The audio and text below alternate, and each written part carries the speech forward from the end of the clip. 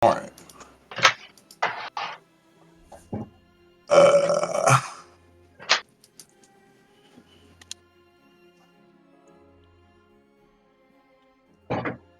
Shane, I have received your hotly worded Karen-esque letter. You may have a free interrupt point every fight. Okay, that'll work. Okay. Nice. So even if you don't get to go first, you'll always get to go second. And I mean, according to some college fraternities, that's better. Anyways, let's keep going. All right. Factspiration. Today's factspiration question is, okay, what is the strangest dream you've ever had? Do you think it meant anything? Damn. Basically asking you to write a short story this early on a Sunday morning. I understand if no one wants to do it this week. While you ruminate on that, can somebody give me a recap of what happened last week? It was a decent amount of stuff. Anybody? Recaps? Get to reroll dice? No, nobody? Everybody too tired this morning? I always give people equal chance. Oh, okay. Gotcha. All right. Going once, going twice. All right. The Daniel report. All right. Dear Diary, last time on Curse of Strahd Daybreak, I taught Irene how to play hacky sack while we were in the tower. Kid's got, a real knack, but she really needs to work on her combos, if she's ever going to go anywhere with it. We've been, at Van Richten's tower for 2 days while Anna and, Doc have been going over, that strange tome we lifted from the chapel at Castle Ravenloft. It seems to be, part diary, part revisionist history. I don't know how such ancient history can help us here, but if Strahd went to such great pains to encode it, then maybe it's got something something important to say. But yeah, Anna and Van Richten have been working on that. They don't seem to like each other very well, but they seem to make a really good team. I feel like there's some potential there later in the future. Let's see. Other than Tiernan cheating at cards, our time here, it's been pretty quiet. In fact, Dear Diary, ever since we left Castle Ravenloft, reluctant allies or employees of Bavon Zarovich, silence is kind of swelled in the land.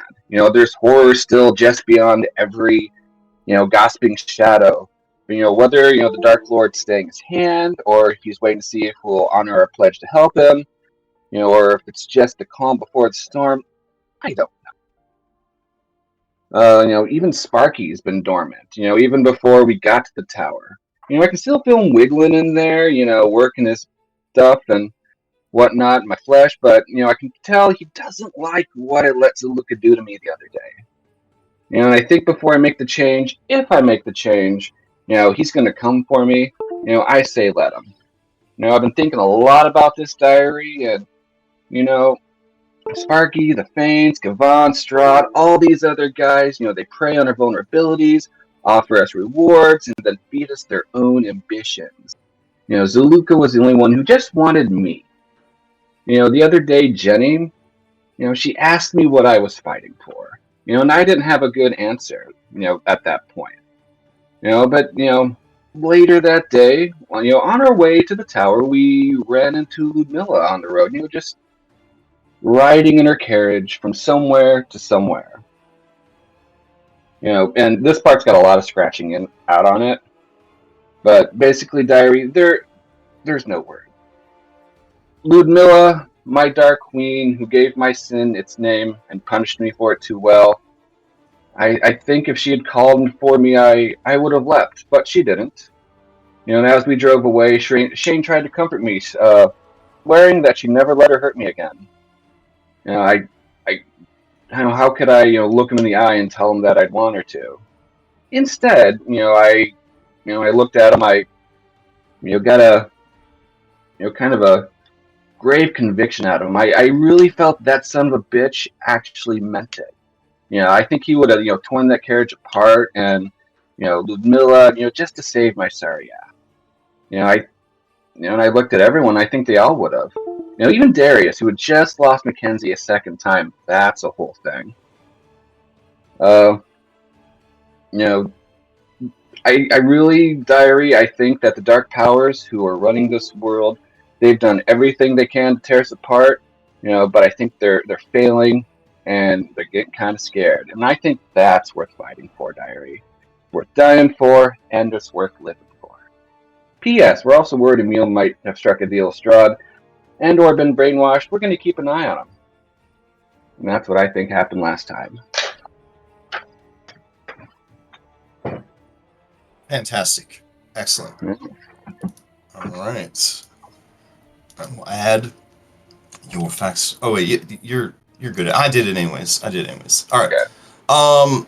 Would anybody like to share their dreams? They definitely will not be used against you in any way. But you get a D8. Pretty nice. Going once. Going twice. No? Nobody? No? Oh my goodness, Shane. Dang. This is like the one kid in the class that sees the teacher is just having a real rough time, and they're like, fuck it, I'll answer the question. All right, sure. Like the hand's like 1 inch above your head, like barely there. Okay, take it away. That was Shane in school. Yeah. The strangest dream I probably ever had was the one most recently in the castle. I don't know if it was indigestion from those Big Macs or what, but yeah, seeing the vision was an odd one, not one I've really had before. I haven't ever really been religious beforehand, but I do think it had a meaning, hope, and that despite what everyone keeps telling me, it's not lost in this land, not forever, not permanently. I think that was the strangest. I mean, there was the whole, like naked in school thing, dream, but this one I think is weirder. Okay, fair enough. It's definitely a dream, obviously. Of course. Yeah, of course. You may ask the same question of any willing PC. I don't know if you'll find any for this one. Or any NPC that you've met previously in the campaign. I don't want to go to, use this knowledge in a meta sense. So I'm going to go deep and pull. Oh. We're going to go back to Claudia Velasco, one of my favorites. Claudia Velasco. Oh my goodness. Wow, let me dig her out of the archives here. Okay. Headmistress Claudia Velasco. All right, so Claudia Velasco, she had a dream that she went on a date.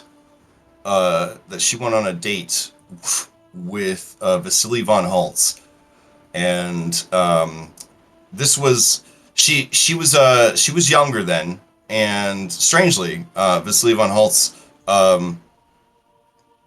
was there and the same age, even though she was not an old woman, she was younger. They went on a date, and it was a really nice time. They had a picnic by the lake, and he talked to her of many things, and she can't remember any of the details, only that it was a wonderful day and a wonderful time. He did get fresh with her in the dream, placing kisses upon her hand, her wrist, and her neck. Scandalous. Yeah. She has this dream every now and again, and it's always the same time in her life and the same age and all that. She doesn't know why. Yeah. But whenever she sees him around town, her very tough kind of her armored exterior of sternness kind of melts away as she's just a total sweet old lady, doting sort of on his every word. If they happen to pass in town or something, it's very strange. All right, and with that, we will begin. We're already on the right map that we need. Gonna go grab some music real quick. Hope everybody's having a great Sunday. I'm really enjoying spring in Maryland. It's like being an anime intro. It's just pollen everywhere, cherry blossoms just floating like snow, breeze. Every car window, a sickly yellow green. Can't see through them. It's just pollen everywhere. It's horrible. Okay. Let's see. Grab this and that and this and good. All right. I hope everybody ready to level up, because unless like this book explodes or a meteorite hits the tower, you guys will be leveling up once you finish reading this book. That's got to be a good feel, so know you're almost there. Level 10, just waiting for you. Okay. Talk about it like that. It makes me less certain. All right. So we left off the night of the 29th. And you had just given everybody the book report, and now you guys are gonna burn the midnight oil and try to get more information. It seems to be the general vibe of this. Oh, there's a calendar event. Oh, okay. Good thing. Okay, good thing that's all been taken care of. All right. So I don't remember. Anna, are you rolling these checks with his modifier, or is he rolling and you're giving him advantage? I have not rolled a single thing, so Okay, I believe it's been rigged. Do you want to roll with his modifier? I mean, it'll be hidden rolls anyways, because if you botch it, you get wrong information in the book. Or I feel that you're doing a great job, Crash. Okay, thanks. All right. We want it to be your fault when it's wrong. But you won't know it's my fault when it's wrong. Yeah, not right now. Yeah. But maybe your words of encouragement just now, Anna, are why he's rolling. He's already rolling hot shit. Hopefully, this is good times. All right, where did we leave off in the book? You guys were at Andril 4 in chapter 1. So, according to this book right here, there is more Andril to read, but you crushed it. So let's see. Then it would be okay. And according to this, how many checks per day are you guys allowed to make? Rules.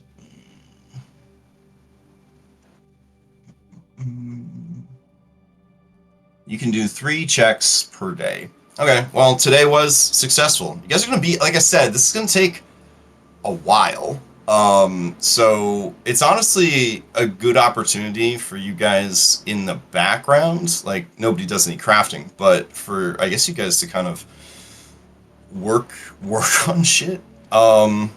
If you guys had enough nerds in the party, you could be doing this in shifts, and multiple teams could be working the book. But it seems like it's just going to be Anna and the doctor, 3 chapters a day until it's completed. And it's not like you're in a hurry to get anywhere, right? So this should be okay? Yes? Sure. Okay, great. Do you want me to link the translation again in chat? There we go. Okay. So there was 0 time for response before that was linked. You want me to do that? Done. Yeah, definitive, decisive. That's what players want. Just like when you guys all asked me to make the critical hits worse. I was like, whatever you want, baby. I can't wait to see terrible critical hit featuring like all kobolds, Crown of the Kobold King. Like that'll just be comedic genius. Yeah, that actually sounds pretty awesome. All right, so all right, the Andril 5, Markovia, and then looks like you started it on chapter 2. All right, so let's see. Grab this and this. Ooh, spooky. Chapter 2, Peace. Entry number 1, Souls. Okay. So continuing your narrative about Andril. I saw my old friend again. Age had weathered his face. There was a deep sadness in his eyes. He had secretly organized a group of druids and shapeshifters and angry young men to resist me. How dare he defy me, the rightful ruler of this land by succession? He claims to know my magic, ignorant of the vast wealth of lore I have discovered in the Amber Temple. His followers attacked me in a cowardly ambush and made frighteningly short work of my spawn and guards. He held me in place with an ancient holy symbol. And not yet fully accustomed to my new body and powers, I struggled to resist. But when he hesitated to deal a fatal blow, I became as mist and escaped. My vengeance will be swift. Even now, my werewolves and spawn and undead are assaulting the remnants of his forces. Your days are numbered, old friend.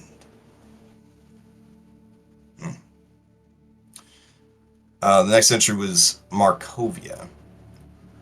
With the forbidden lore of the temple on Mount Kakis, I have become an unpredictable foe indeed. Yet it was this hubris which led to the humiliating wounds I received at the hands of Markovia. Apparently incensed by Andril's death by my hands, she marched with a small force of clerics and armored champions, and broke through the gates of Castle Ravenloft. Never have I seen such zealous ferocity in battle, as when that woman wielded her mace against me. Channeling the burning anger of her god through her martial instrument, it was all I could do to parry her blows and survive the onslaught. Had she accosted me anywhere but inside this lair, I must admit, she may have been victorious. Unbeknownst to her, the castle is a creature of chaos, which bends to my will. Calling upon its dark powers my unnatural regeneration, I was able to outlast her. Her burning flame nearly extinguished, I granted her a hero's death. As a gesture of respect, I have interred her bodily remains in the crypts below Ravenloft. And then, heading into chapter 2, Peace, Souls 1, the dark cycle of reincarnation has reached its limits. Across my realm are children born hollow. These subjects have but a scrap of the soul necessary to a mortal. Though otherwise ordinary, they are especially dour, fearful, and unimaginative. But of greatest interest to me is that I find no sustenance in their blood. Some vital essence is lacking. It is no more nourishing than sand to a thirsty man. I will study this to pass the time. I am certain there are many disappointed and hapless parents in Barovia who could be convinced to surrender their hollow-born children to my care.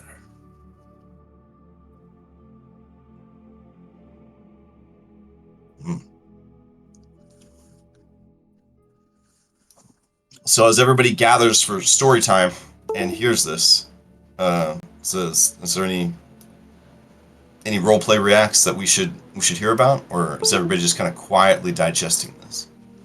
All right. Well, Daniel will mark out the mace to Shane. It's like, hey, you could have picked that up while shopping.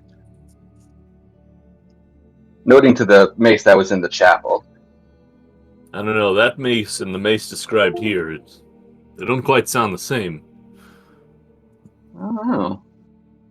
Oh, they might be the same mace, but I don't think it functions the same anymore. It definitely didn't seem zealous and holy. Well, you never know until you pick it up sometimes.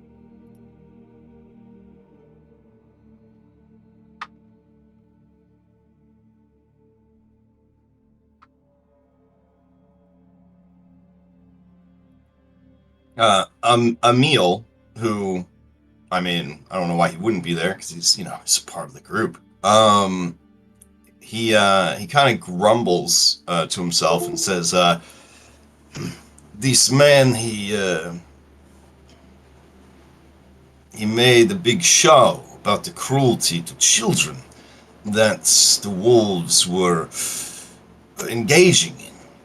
Yet he still let Kirill return to continue that work.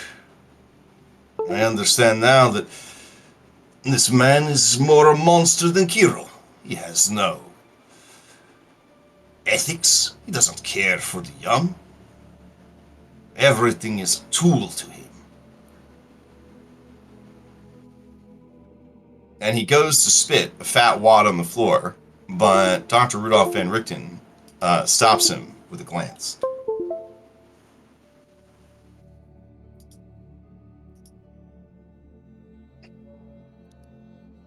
And Van Richten looks to you, Anna, and says, I am very sorry, but I will need to sleep before I can continue. This is a labor far greater than I anticipated, but a challenge. I am eager to continue with your help. Nods. All right.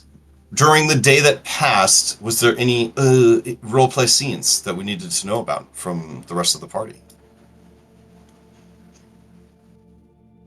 No? Just more of the same kind of deal? All right. Sounds good to me. All right. Then we'll move forward to the next day. Okay. So we're in chapter 2. Everything should be pretty easy. Let's see. Beautiful. All right.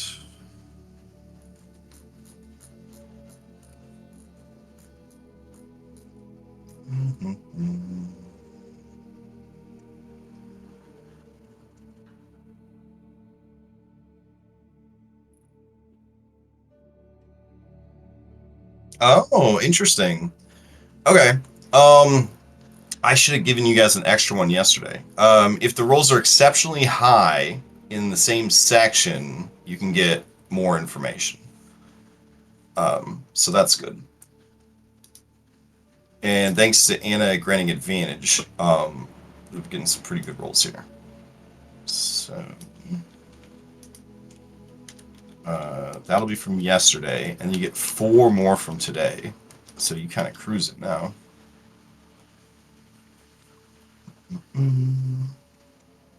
Oh, my bad. You get 2, 3, 4. Yeah, 4 more from today. Okay.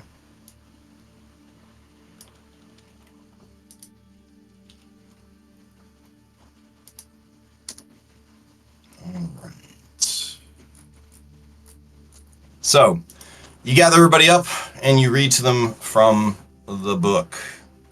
Souls 2. I know I am not mad. I am seeing familiar faces reborn. Something in the mist is trapping the souls which would pass beyond, forcing some sort of reincarnation among my people. Do the dark powers mean to taunt me? Trap an entire people in an endless cycle of misery alongside my own? Perhaps they torment me with false hope that my Tatiana will be reborn too. And with that statement, Tiernan, with your freakishly high perception, you hear Irenia's heartbeat slow and her breathing stop.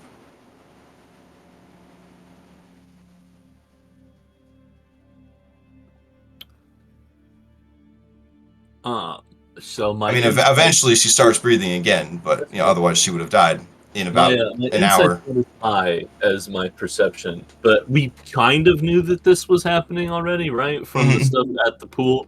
So this is just shocking in that it's confirmation of what we had only sort of suspected. Is that? Yeah, I mean, she just, I guess for her to quote unquote hear it in Strahd's own words, you know what I Right. mean? Like, Like this is, we had suspected that this was a motivation. Now it's been like flat confirmed, basically. Like from now, the man. Anna, there is a little cutscene just between you and the doctor when this is revealed, and he stops and he looks very thoughtful, and he says, "She is the Curse of Strahd."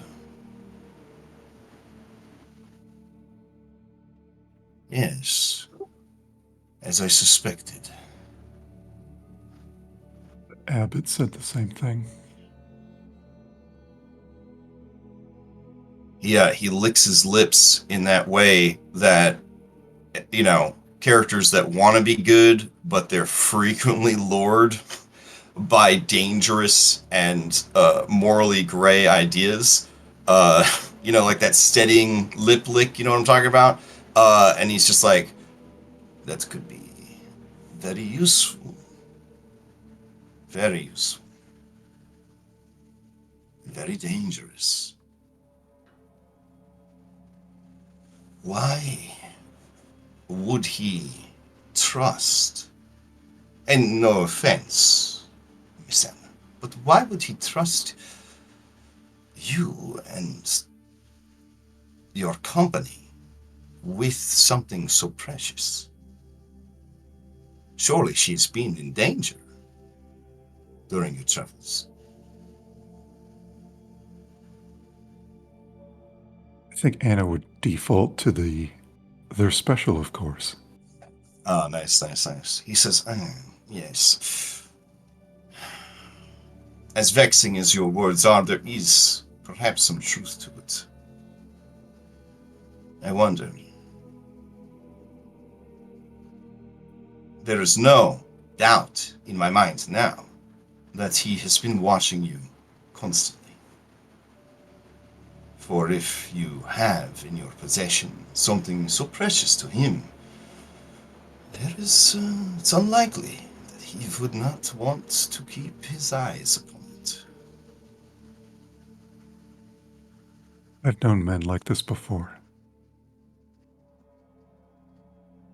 Outside the window, you hear shrill laughter from the hacky sack field that has been set up. And then you hear a murmured kind of like that you recognize as Tiernan. And then Rudolph is like, I worry for that man. It is quite obvious the closeness he shares with something so precious to such an evil creature. Tiernan's very strong. Do you think he is strong enough? He survived so far. But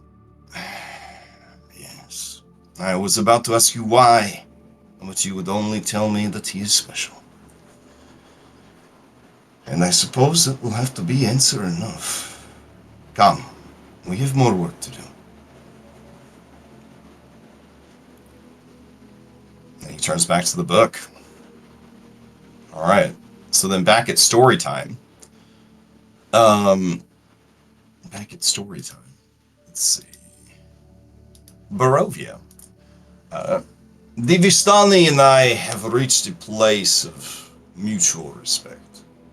They are content with my rule, and I do not trouble them. Man, took a whole roll for that. Shit. Barovia 2. The great rock of Mount Gakis remains a danger.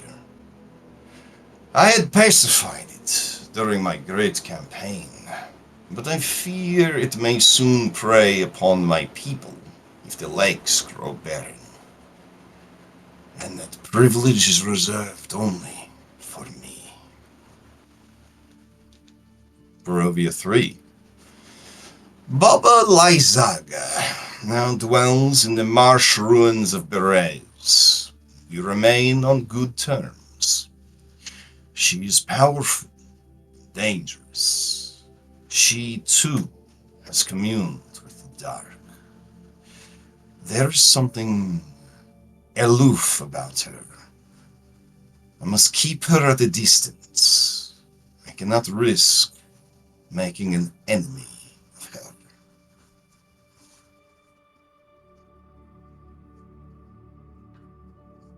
And then there's another cutscene, Anna, between you and the doctor. And he does that same pensive look on his face. And he says, the rumors about this woman, Baba Lysaga.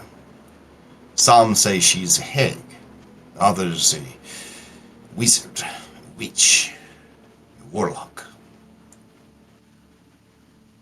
And while all of the rumors I have heard say that she is very powerful, this is frightening to read. We know how powerful Strahd is. For him to fear this woman, well, I think it is something you and your companion should take note of, should you be forced to face her. Do you think she would be useful against him? It is hard to say. Creatures of darkness serve only themselves. To take her in as an ally would simply be to delay her as an enemy. Nothing more.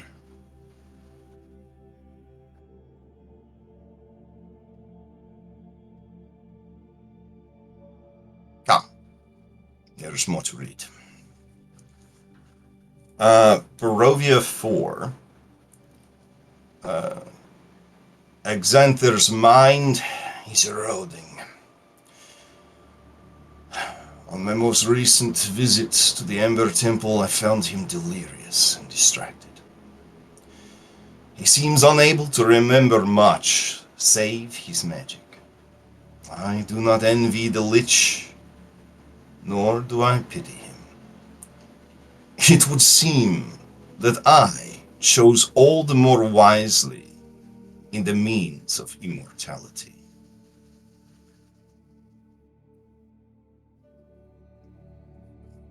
And there's a cutscene after that where Thought says, oh, that's rich. He didn't choose.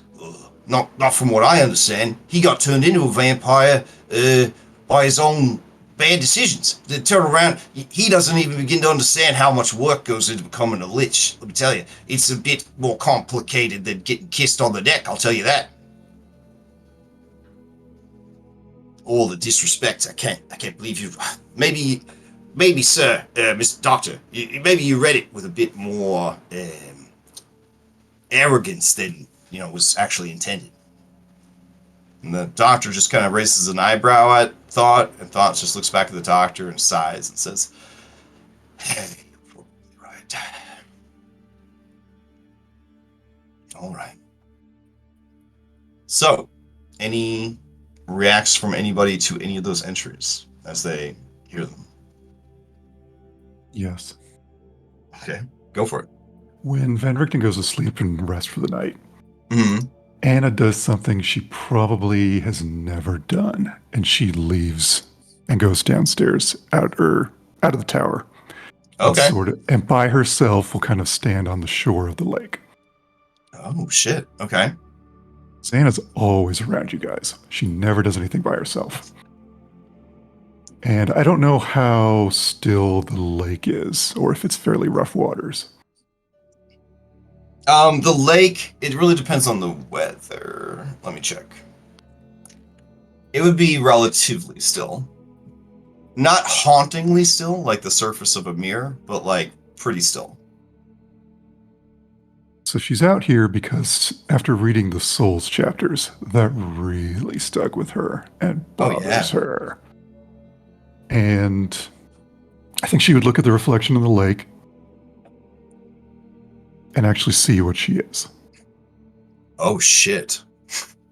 Yeah, so as you stare into the lake, the first thing that you would notice is the luminous blue eyes. The eyes that are both yours and not yours. And then you would see that they almost seem to drift in hollow, skull-like sockets. And you realize that you, especially with it being so dark, because it's like a waxing crescent moon right now, you would realize, I think, how corpse-like you actually appear. Like how the vampires, when they haven't fed, look more alive than you do. As you kind of, with a clearer mind, look upon yourself. But as you're looking at that reflection, there is a shadow. A shadowy form standing just behind your reflection.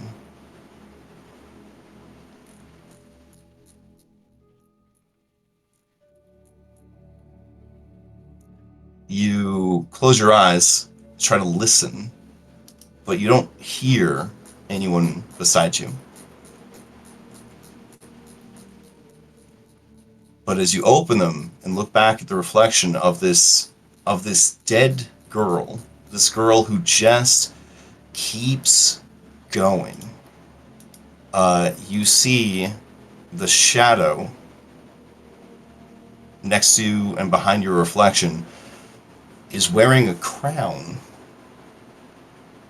It is sharp and distinct, and the shadow is sharp and distinct. It seems to be a skeletal form wearing like a fine doublet, you think? And it is placing a shadowy crown upon your head. And it kind of has this vibe a little bit. Yeah. Yeah. And you hear the whisper in your mind. This is a dead land. Who says the dead can't rule it? What will happen when the deed is done? What deed do you mean? When I take the throne. That is for you to decide. I am a king maker, not a king. I only wish to see the worthy wear the crown. It has always been this way. It is my purpose.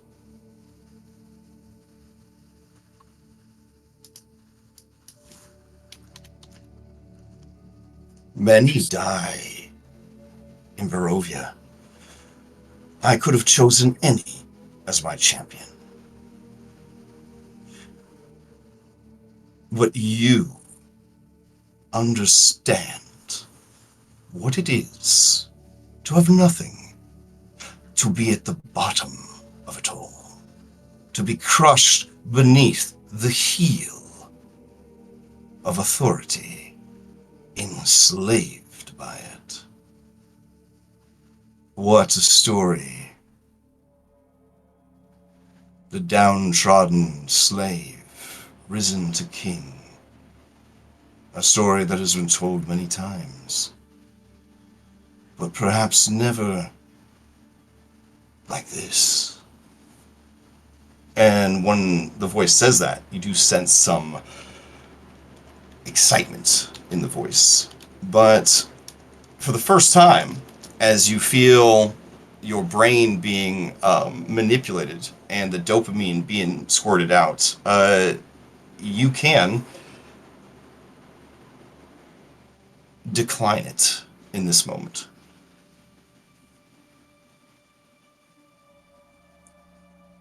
By that, I mean you still feel good, but you feel like ashamed of feeling good. Like, you can't stop the good feels that they're forcing on you, but you can kind of be like, I shouldn't like that. Or you could embrace it and be like, yeah, you know what? Fuck yeah. It's up to you. She's ashamed.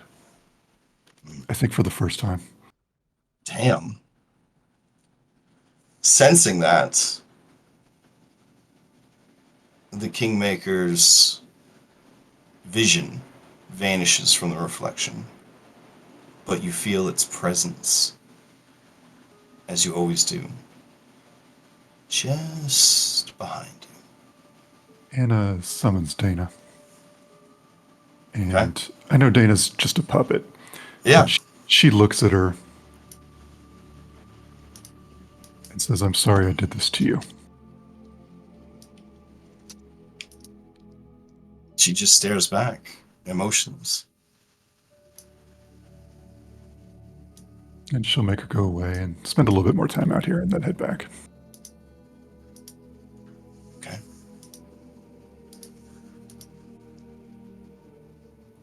All right. Were there any other roleplay scenes either during the day, doesn't have to be related to the readings, or I said the readings because we're in a Bible study group, or or related to the readings?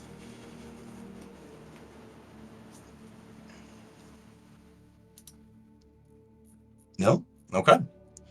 Then we head into another day.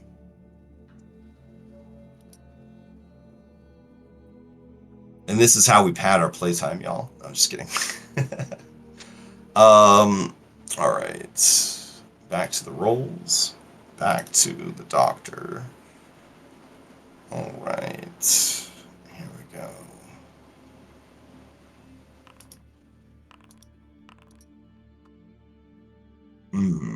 Today might be a slower day. That's okay.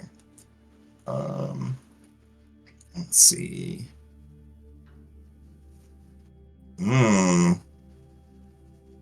All right. Today was a very slow day. Oh, wait, hold on. Reduce DC if...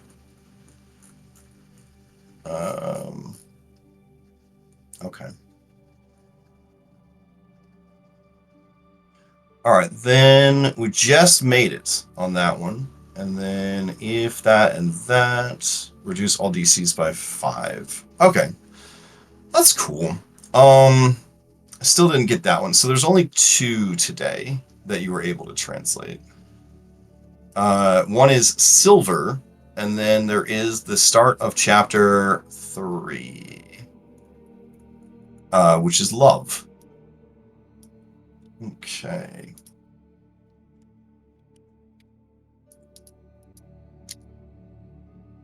And the first entry is Tatiana from Love. All right, chapter 2, peace, silver. Vladimir's accursed silver knights have slain another adventuring band. From what I witnessed while scrying, the knights slew them for seeking my destruction.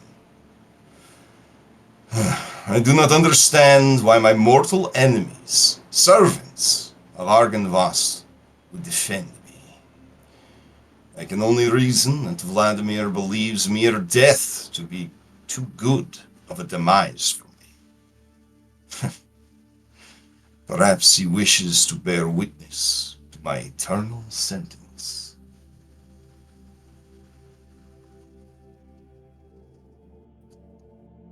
And then Anna, you've already figured this shit out on your own, so that's definitely probably an Atta Girl moment where you're like, hell yeah, I already knew. Detective Anna already solved this fucking mystery. But you know, it's in the book, so it confirms, I guess, what you found out from the Revenants. And then you begin chapter 3, Love, Tatiana 1. This foolish diva believes me the fool. This holy man seeks to free me of my sins through lust of the flesh. I will allow him to continue as long as I can hold his attention. He is no threat to me while he continues in his perverted folly. I have no interest in his depraved gift. It is wholly unnatural to desire such an abomination. Tatiana will free me. When she returns, she will have me. And then a cutscene from this is the doctor, his face furrows up in confusion. He flips back, he flips forward, he takes out his alchemist tools, he tests the ink, he does scrapings from the page. He looks even more upset and confused. And he turns to you, Anna, and he says, "What can you tell me of the abbot? Tell me everything that you and your companions have found out, please." We went to go see him at Kresik because there were Darius, I believe. He's a very good detective. Found a grave with the burgomaster's daughter that was empty inside, and Darius had thought that perhaps the abbot was doing something to the bodies. So we followed him up there and we met with the abbot, and he has this woman that he said was going to marry the Dark Lord. And she'll go on with all the details and explain the scenario that happened there, with including them us having to leave very quickly. But due to the noble sacrifices of those Silver Knights, we were able to get away. How interesting. You have not seen the knights since, these revenants? No. I wonder then, this diva, it is a powerful celestial being. It may have destroyed the undead essence of the revenants. That means that you, Anna, if you were to die fighting that being, it would be a true death. You would not return.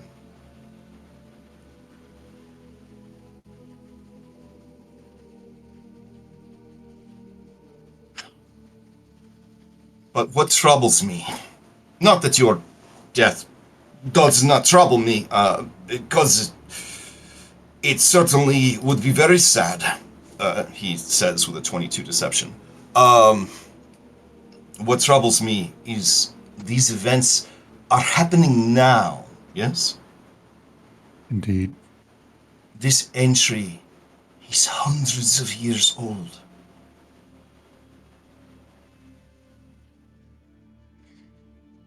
How is that possible? Unless it has already happened before. Strahd has said as much.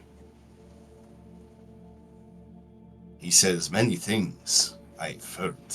I have not had the occasion to speak with him myself.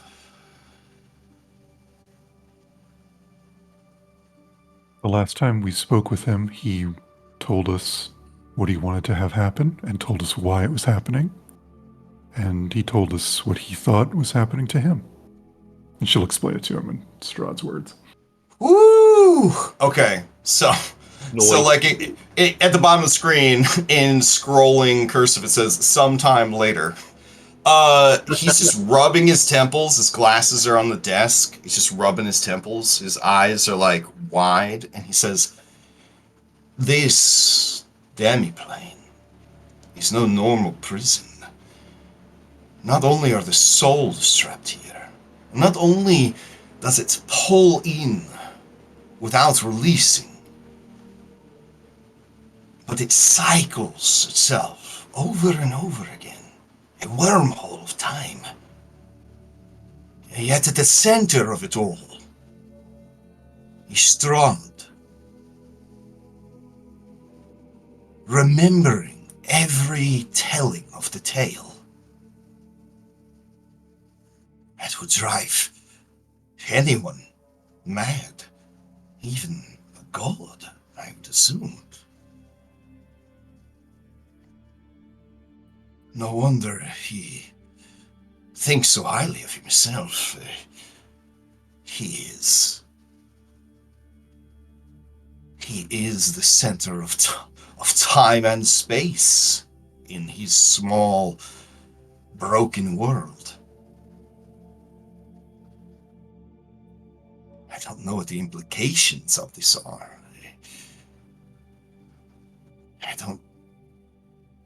I don't like all the... I am a man of science and learning. Knowledge is power, Anna, but as eager as I am to find new questions, I find myself overwhelmed by the amount of questions this raises. Everything he does, every decision he makes, is colored by having seen those outcomes before, made those decisions before. Imagine, Anna, a day in your life that you must live over and over again. And Anna jokes on the fucking doctor, but you can imagine that. Because that was your whole existence as a ghost, was living out the best and worst times of your life in that horrible place, Durst Manor.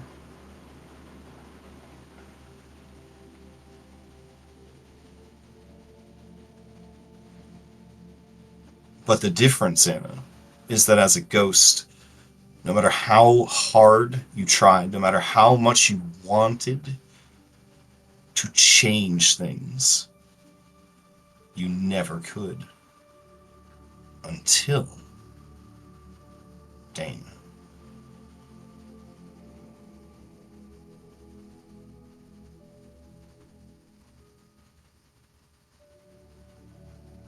How else can we shatter Anna's worldviews today, Crash? I'm just telling you, like, listen, like, it's what's in the book, man. It's just there. It's there. She would not tell Van Richten about Durst Manor. Okay. He would look thoughtful, and he would say, I suppose, in a way, the life and death of a revenant is very similar. They must do what they sought to do in life, or avenge what was wronged over and over and over again until they get it right, but I have seen few specimens as cognitant and free as you, Anna. Not that I make a habit of encountering revenants. If you But remember, you're... I told you I'm not like the other girls. Revenants. I heard you, but these days together, I am happy to have been proven very wrong.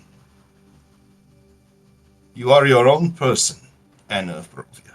I see that now. And your purpose that has bound you on the path of the Revenant is complicated, it seems. No mere revenge. Something more. Yes. Yes. But I feel I can be honest with you after this time we've spent, and that you deserve to know the truth. For I fear in your life you do not hear the truth enough. As a Revenant, when you finally complete whatever it is that drives you, your soul will rest, and you will finally know peace.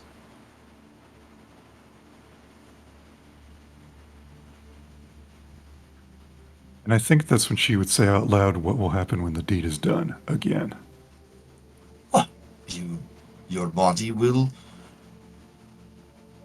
and it will stop? It doesn't matter what Van Richten says. She's waiting for a different answer. If it even comes. Okay, yeah. So in the background, you hear him explaining, like, and then if we have freed the souls of the demiplane, perhaps you will be able to go on to the afterlife that was denied to you for so long. Blah blah blah. And like, he just gives the whole like, this is how Planescape setting works. But you're just like waiting in the background, and you can feel the long pauses there, the silence, the absence. And then the voice says, this doctor admitted that you are special and different. Why would the rules ever need to apply? Answer the question.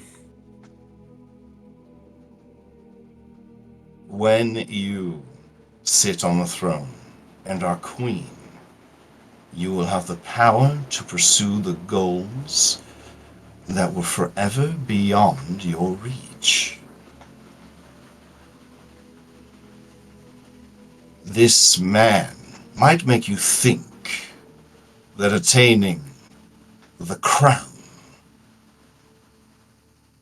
is the end, but no, my dear. That is the beginning.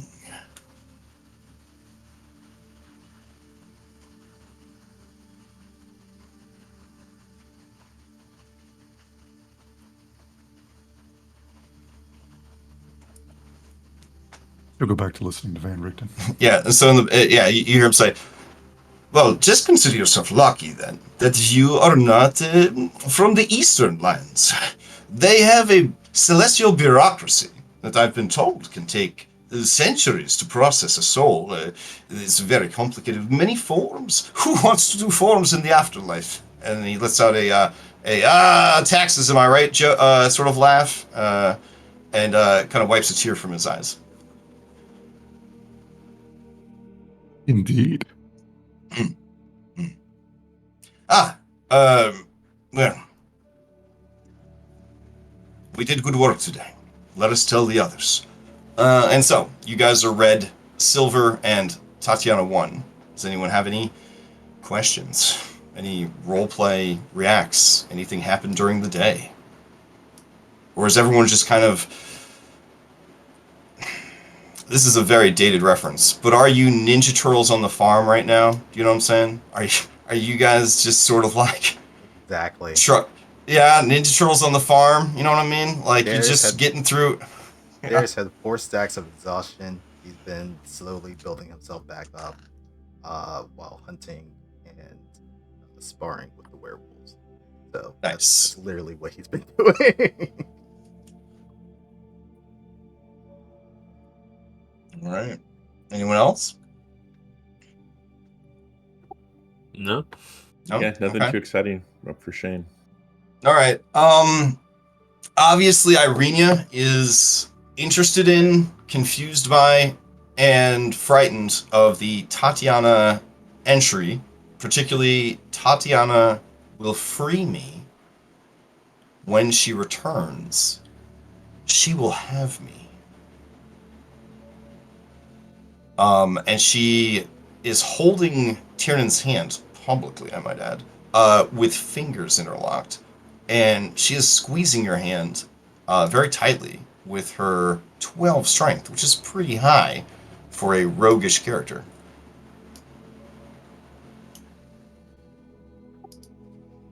Yeah, I just want to be sort of comforting, not like say anything necessarily, but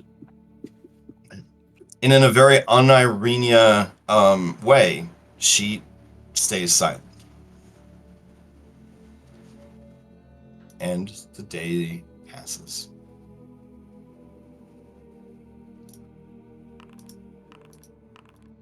Oof, that's a strong day. That's a strong day.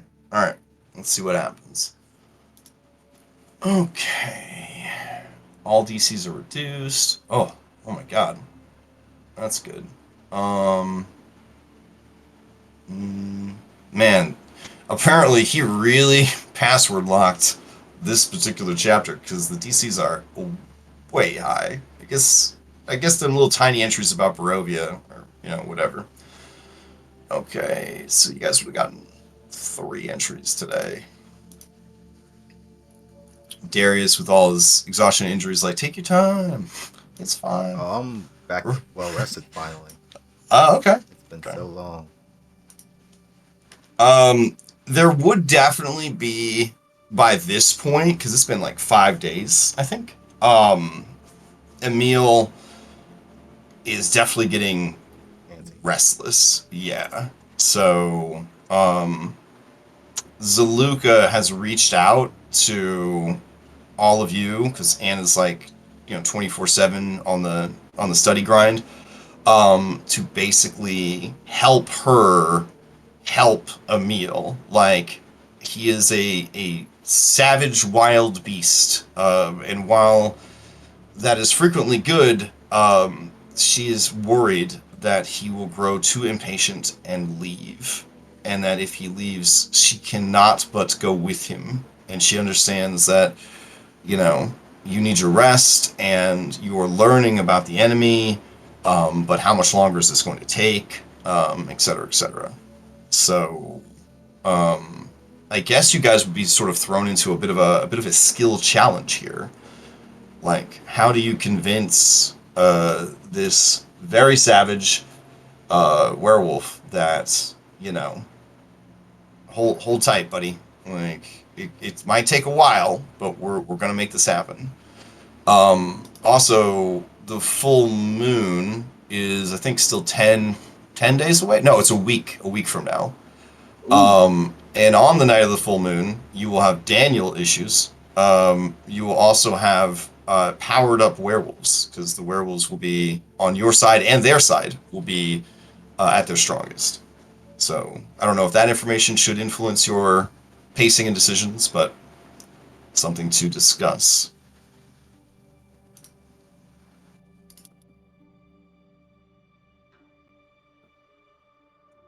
Anything, guys? You got a plan for wrangling this guy in? Do you just piss him off so much he leaves on purpose? I mean, that's the strat. Well, I'll pull Darius aside at some point. And be like, you're the closest to the wolves, I think.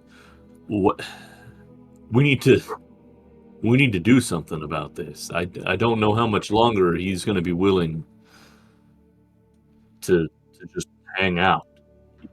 You get more restless every day. We can't just have him run off. He could be killed. He could. There's a lot of things that could go wrong. I mean, I've been trying to get him ready. Says he wants to have his one-on-one with Kirill. Don't know what will be thrown at him, so I've been sparring with him, but I can only do so much. Darius, your assessment of his combat skill is he is as strong as Zaluka and has similar fighting styles and abilities to Zaluka. He's also an alpha, right? The werewolf. Yeah, alpha. he's a werewolf alpha. So he has the abilities of the boy and girl werewolves. Yeah, we fought one of those before, so Darius is familiar. How much longer is that book gonna take? It seems like they've made some decent progress, but I mean, they have, but I'm not sure. Do we? I think it'll be best case scenario 3 more days. It's at least 3 more days before we can get headed off. And he makes sure that neither Zaluka or Emil are around real quick. Do we have any reason to believe that he's guaranteed this victory? Like, why is he so confident? Is it just bravado? He seems like he feels he's entitled to this, but that's not how their power structure works, right? He also says that the strongest is the leader, and if he was dethroned once, what makes him so sure he won't just not be able to win again? from what I can tell, whatever happened between him and Kirill, it wasn't a fair fight. So Why would it be this time? it's probably not going to be. So honestly, this is just to, in my opinion, to entertain his ego, see if he can't win what is his. If he can't, then we step in. But at least want to give him that chance, because, well, if I was in his shoes, I'd probably want the same thing. We're not even part of their power structure. I don't think us stepping in would go well. I think us stepping in would result in us fighting all of the werewolves, except maybe Zaluka. It doesn't seem like outsider interference is something that they're particularly happy about.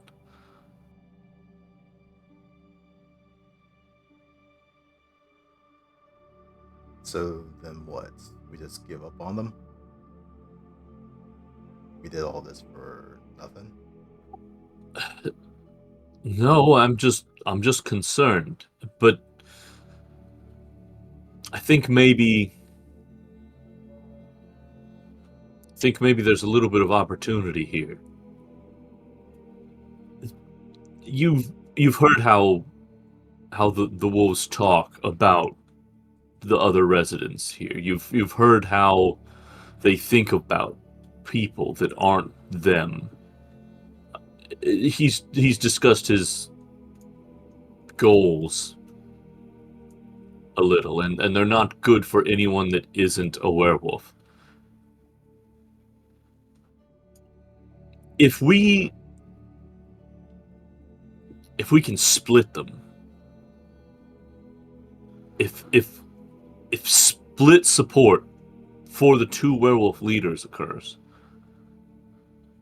let's say one of them going against Strahd with us, one of them wanting to continue their isolationist sort of keep us separate from everyone else unless we need to eat them ways. Maybe after this is all done, they'll just take care of each other. We won't end one problem and give rise to this as its replacement. Take care of each other? if two factions of werewolves are busy fighting each other, they won't be busy murdering innocents. Mm.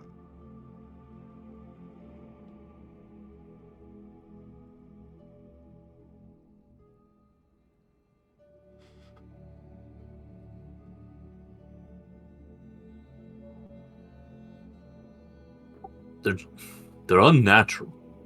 It's they Everything's don't unnatural have here, a man. place.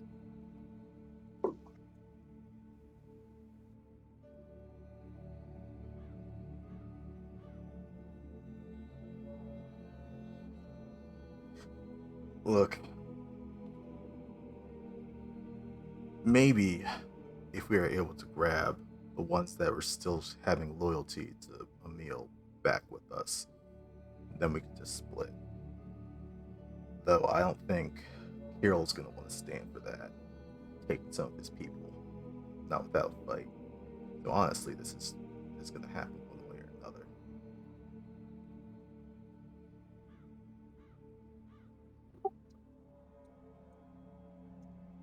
And they definitely won't like us interfering in their business, which we already are doing, but prophecies foretold and all that stuff. Well, also currently we're interfering with what was already done by someone that's outside of them. So I don't know. I feel like he's coming in at a disadvantage because he was captured. He needed some outsiders to free him. He is returning, presuming that he is just going to be leader again. I feel like the independent nature of these werewolves won't take that well, and it's something that we need to be prepared for, and if possible, prepare him for. Shane Masters, would any of this relate to biker sociology? Yeah, so Shane definitely overhearing this wants to chime in, but he realizes he can't get through to Darius, who doesn't want to hear anything he says, and he Okay. realizes that Darius is just going to side with Emil anyway. So he's kind of waiting to talk to either Tiernan away from Darius or Okay. Zaluka away from Emil. Okay, I mean, either of those opportunities would present themselves. If there's no technology, there's no phones, right? Just people enjoying the world around them. You know what I'm saying? But yeah, it definitely kind of reminds him back in his days of, rival, vies for leadership of the gangs and stuff like that he's been a part of. And he knows that if he tries to throw, or if they throw their support under Emil, that they're not going to get any sort of payoff from it, that they're going to keep or put this, despot in power, and he's irreparably evil, that there's nothing that they can do from it. Whereas Zaluka, he sees as somebody that is, not malleable, but listens to reason and thinks before she acts, which is, definitely something he can work with at least. Okay. We'll definitely get all this stuff talked out, because I'm going to need them checks. It's going to determine what happens with Emil, what happens with Zaluka, and therefore what happens with your fated ally. Back to the conversation with Tiernan. The one thing I will say is Burgmaster of Kresik, they're werewolves. If they can get a partnership with Zaluka and Emil or something like that, I don't know. Maybe they'll put things better in our favor since they're closer in proximity. Zaluka might be amenable, but Emil hasn't had the greatest things to say about them. Yeah, well, we'll have to see what shakes out. I wish I knew how the werewolves of Kresik were able to not be so bestial in the way that Emil and his ilk are. If there's some secret, maybe it's just the influence of the pool, but not even that. Like, weren't they mentioning Zaluka was saying something about Mother Night and all that? doesn't sound like Kresik really buys into all that stuff. So that could be another. You think it might be her influence that's corrupted them so much? Not so much corrupted, more like Enabled. Yeah. Right. But I don't know. As That'll you be a guys, question for the Burgermaster. Yeah. As you guys kind of talk this through, somewhat in circles, things that you have heard from Emil and Zalika during the last few days. Emil is disappointed with the prey in this area. You guys have only been killing like deer and rabbits and fish.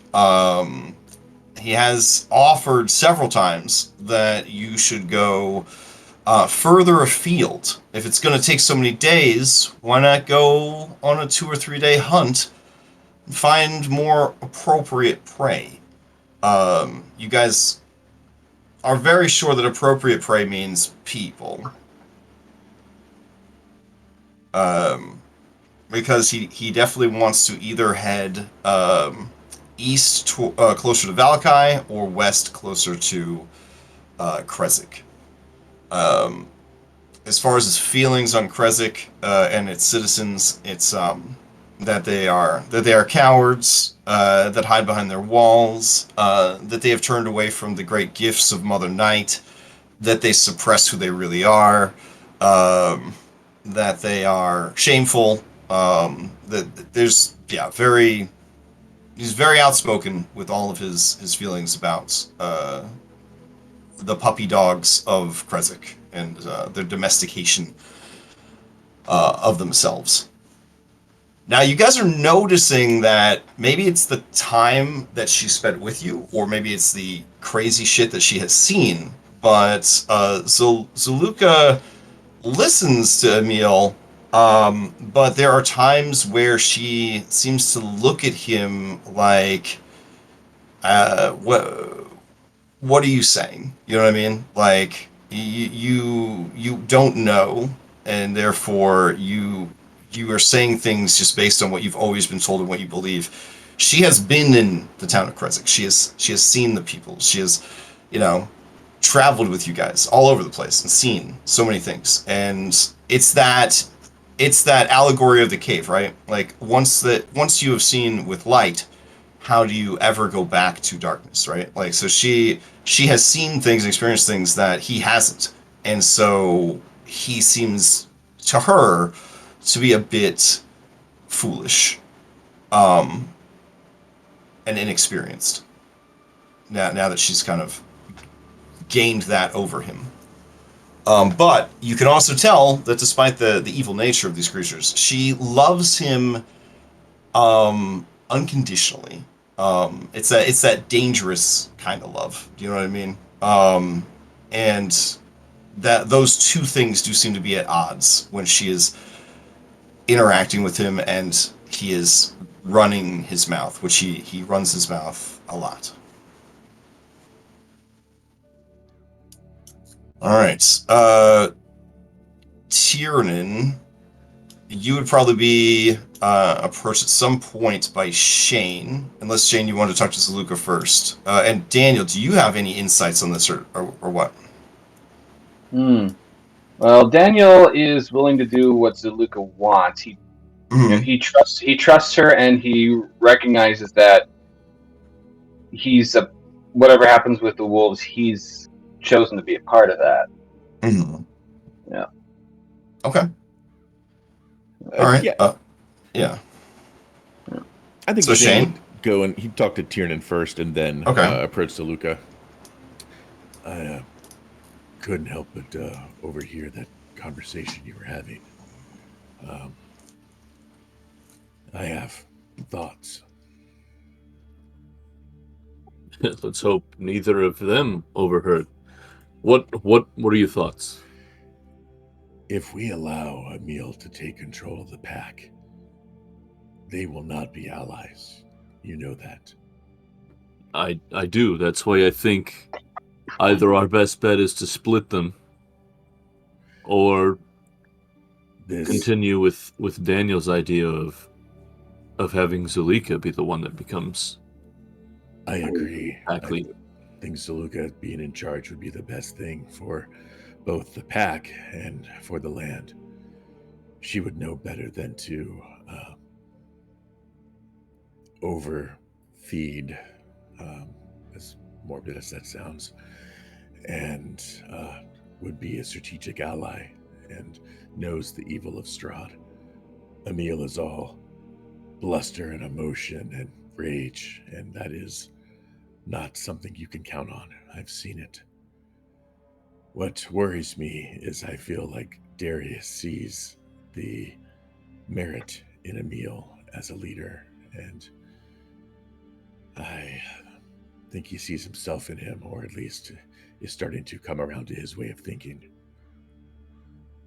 I'm planning on talking to Zulika and appealing to her vision of granted from Mother Night, and just trying to see if she can see Emil for what he truly is. I think it needs to be done, but I think it will be a hard sell. I've noticed how she looks at him when he's on his tirades, but I've also noticed how she looks at him when he isn't, and how long and how hard she has fought for this. It will be hard for her to give this up, I think. Yeah, I'm not going to outright suggest she abandon or kill Emil, but just to think on things, and hopefully it's enough, at least that I can do. But I don't know how things are going to go, but I worry that I don't know how much longer we're all going to be together like this if things continue in the direction they're going.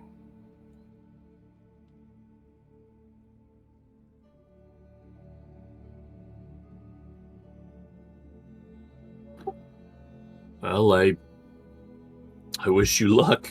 I think Daniel has some similar ideas. It might be worth talking to him about, too, seeing if he has a certain approach he can take while you take another one. Try to wear her down from multiple sides. Yeah, I'll do what I can and be delicate, of course. And yeah, he'll look for an opportunity to give Zulika a loan. Okay. Yeah, it shouldn't be too hard. So you guys kind of find each other at some point. Zulika, do you have a moment? Of course. What is it that you need, Shane Masters? I was hoping to continue the conversation that we had a few days ago before you left on the hunt. I know it's sensitive and not necessarily something you want to hear, but I don't think I would be doing, due diligence if I didn't, say something to an ally that I thought maybe I could Just help. just out with it then. Well, you hold faith in Mother Night very strongly, yes? Yes, she led me to you and your allies. And you have freed the meal. So obviously, things are going well. And you believe that Mother Night would not necessarily lead you astray, of course, right? That she would look out for your best interests. We are devout to her teachings. We make sacrifices in her name. She would not mislead us unless it was to punish or to teach. And it would be in her interest then to keep the pack strong, right? I would not presume what is in her best interest, but I would hope that is the case. So, I've been watching you over these past weeks, and you have a strength, not just in your body and abilities, but a strength of will, of a thought. Shine Masters. You may always find me to say these things to me. Keep going. Yes, you are quite impressive, and It's true. if anybody could lead your pack to... Oh, not this again. Yes, this again. Zaluka, you know you are the strongest and the best. I have thought it out. I have tried to convince Emil that we should confront Kirill together. That I will fight alongside him, and Kirill can have his packmate fight alongside him. She is a fearsome warrior. He will have none of it. Whatever happened in the castle, he refuses to speak of it.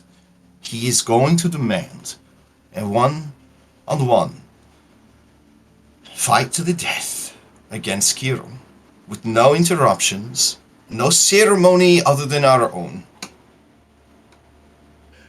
If he fails,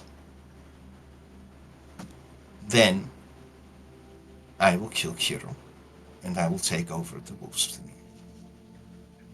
My fear... I will not disrespect Emil by taking this opportunity from him. He wants to live or die with what honor he can. And you may not understand what honor means to us. But this is the way.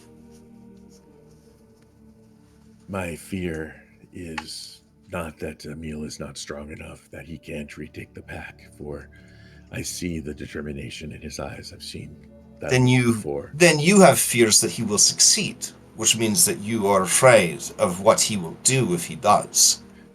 You are not wrong. And that fear extends to the safety of the pack, too. For you know that Emil is all rage and emotion.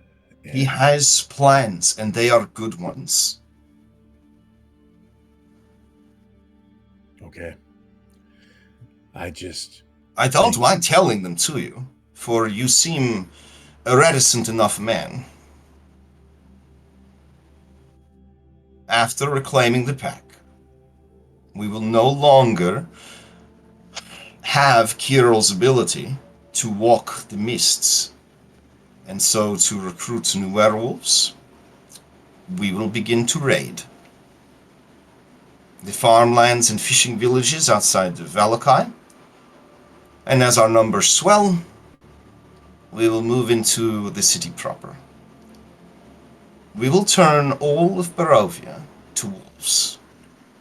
And then you will have an army capable of standing up to the Dark Lords. Zaluka, you don't think that will be resisted by Kresik?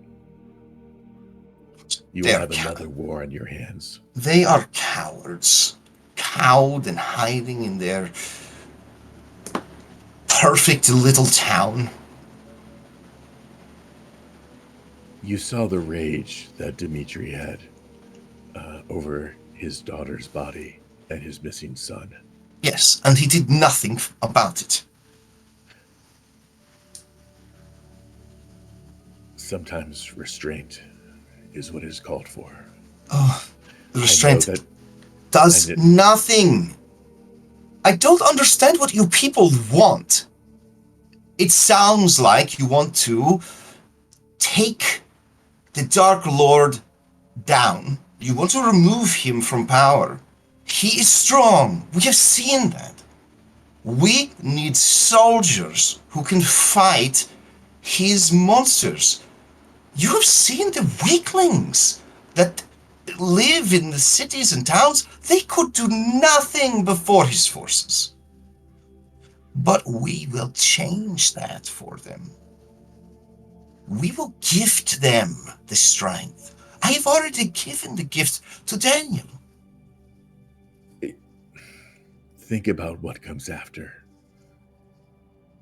That's all I ask. A Barovia freed from that tyrant? I don't see the problem. Everyone stronger, faster, bound together as one pack. All right, I can. I've said my piece, and thank you for your time. I only hope. Well, I hope Do you this is think something- that if... Wait! Do you think that if Emil fails and I succeed, that I would not do the same? I think you can see beyond what's right in front of your face. No, you think that you control me. That because we fight together, you can control me. I don't seek to control you. I just don't want to see you marching towards your own death, and take me with you. Psh. You may love Emil, and that's great, and that is rare and hard to find. And so I'm not asking you to give that up, but I'm asking you to think of the safety and lives of your pack. Because the direction he wants to take it in, I don't even think Mother Knight would approve. But When did again, you become such a coward, Shane Masters, or have you always been one? Safety? Safety? You oppose a god of darkness. I offer you an army of beasts blessed by Mother Night, and you scorn it. My intent was not to upset you. Well, you failed in your intent. And you have proven to me something I have been suspicious of for a long time.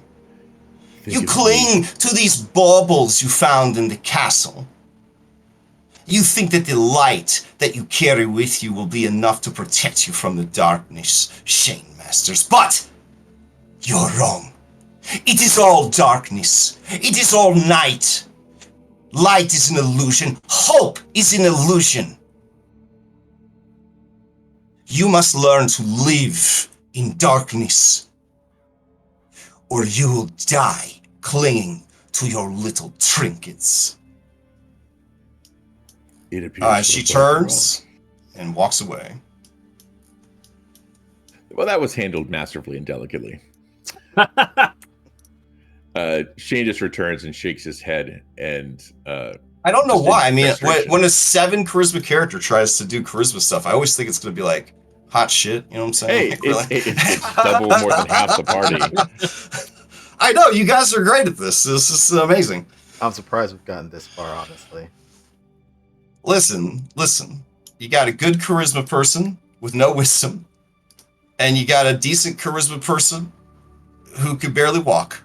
So, like, I mean, you know, it. Well, if I thought my acrobatic skill could impress her, I would certainly, do backflips. Yeah. So, I guess I'm gonna need them rolls. Darius, what are you gonna do in regards to the werewolf situation while Anna is up doing study session?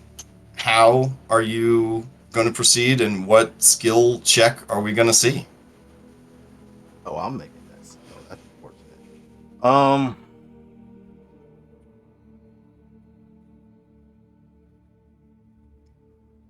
Guys, please don't lose our fated ally. Please don't lose her. I mean, this bitch hasn't even used her fate point yet, right? Has she used her fate point? No. Yeah, I don't think so. Yeah. And I feel like we have to resolve the situation in order to power her up, right? So, Yes. yeah. From what Darius has interacted with Emil and Zaluka over these past couple of days, he's kind of met some people like this before back in the modern world. I mean, Of course, yeah. He's lived in an alright area, but I mean, there was still gang violence and other stuff that was nearby. So he kind of understands some of that gang mentality. He may or may not have done some mechanics for some of their cars and stuff, just for sides. Oh yeah. But this is the character on the crime drama that the writers introduce when they think the audience has gotten too comfortable. They're like, oh yeah, so and so's out of jail, and then this character where you're like, where the fuck is this guy coming from? Like, this guy's he's a fucking loose cannon. He's gonna ruin everything. Like, it kind of, yeah, like this is. He's out of prison. It's been foreshadowed throughout the whole. Ever since we met Zaluka, it's been foreshadowed that her boyfriend has been in jail this whole time, and eventually when he gets out, he wants to get back to his position, and it's happened. So we're now in that part of the season. Darius understands what he wants to do, and that's why he's been sparring with Emil to at least get him ready. I mean, he doesn't know, well, unless they've told him about their plans for the whole werewolf conversion stuff. He's mostly just been working with them. I would like to say, I mean, he certainly hinted at it, but they haven't directly talked to you guys about it. So Shane would be the first person to kind of hear their plans. Yeah. Right.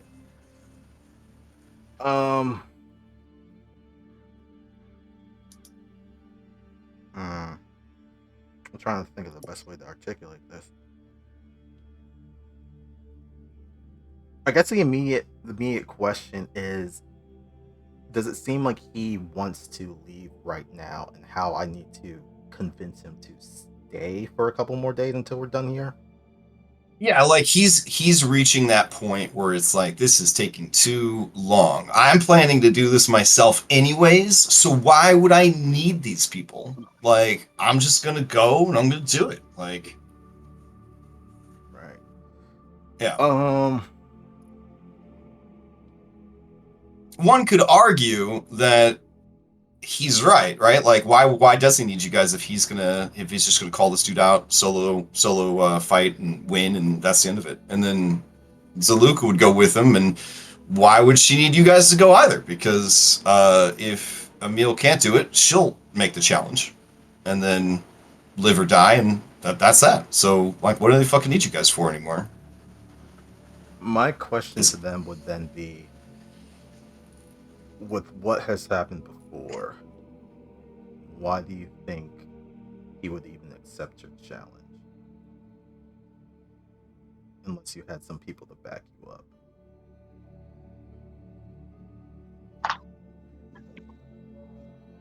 If we, not just us, they've been kidnapping kids. They have the Burgermaster's son. This little group with us rolling up on their den or whatever, and seeing if they are outnumbered. Would they fight to the death, or would that force him to have his battle to keep us at bay?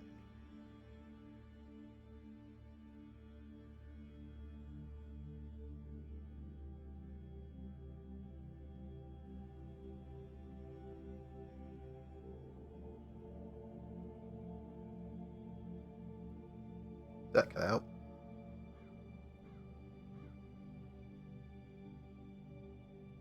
I heard you. I'm sorry, I can hear you.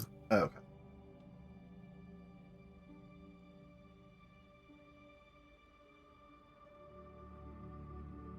Oh, we lost Crash. That's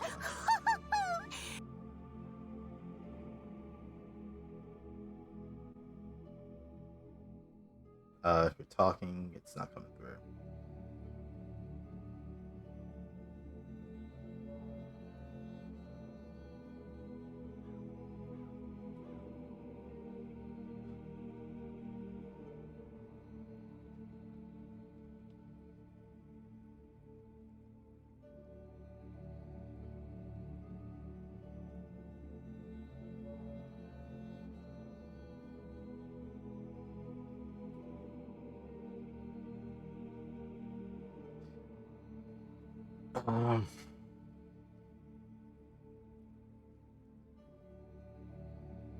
I guess for OOC talk, just to keep this going. I agree that you guys hear me now? Oh, yeah. Okay, that was weird. Okay. Keep going. No, I was just talking over the table.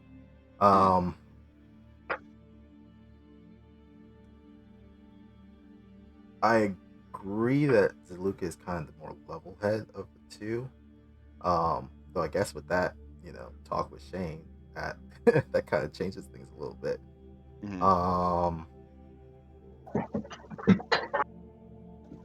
Wait, the zealot of a chaotic evil goddess is not as level-headed as you thought she was?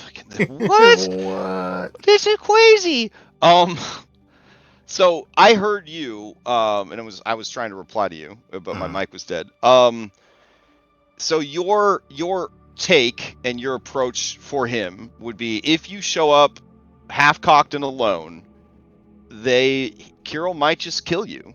He might just be like, "Nah, dog, Yeah. I don't accept a challenge from someone who's already lost a challenge. Kill this guy, and then you're dead, killed And by your own especially people." with just low numbers. Like if we rolled Right. up with a group of relatively powerful Of people, known monster killing people, right? And if he's like, "I'm not going to fight you," and then Kirill can say, Kirill says, "I'm not going to fight you. You already lost."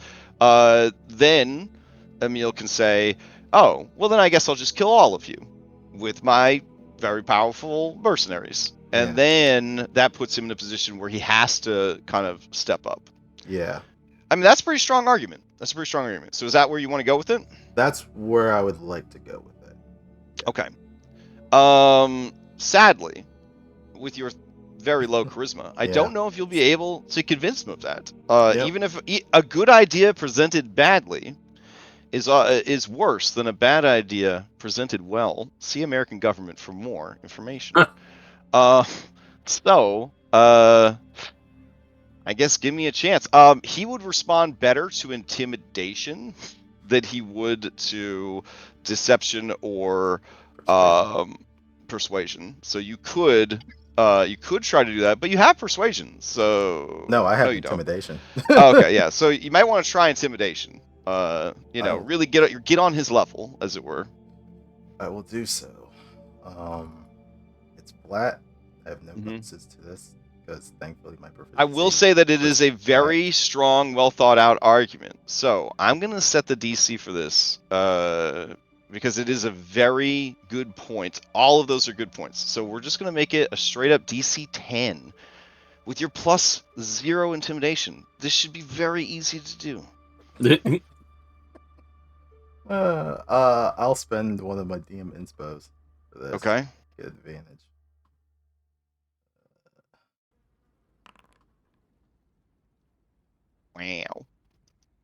Wow. All right.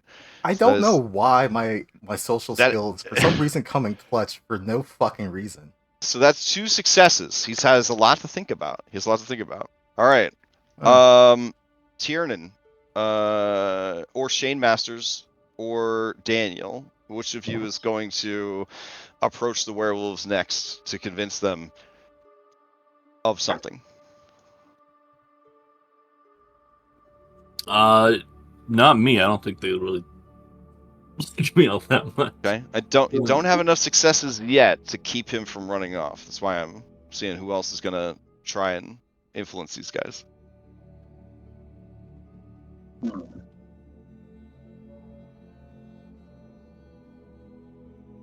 Shane?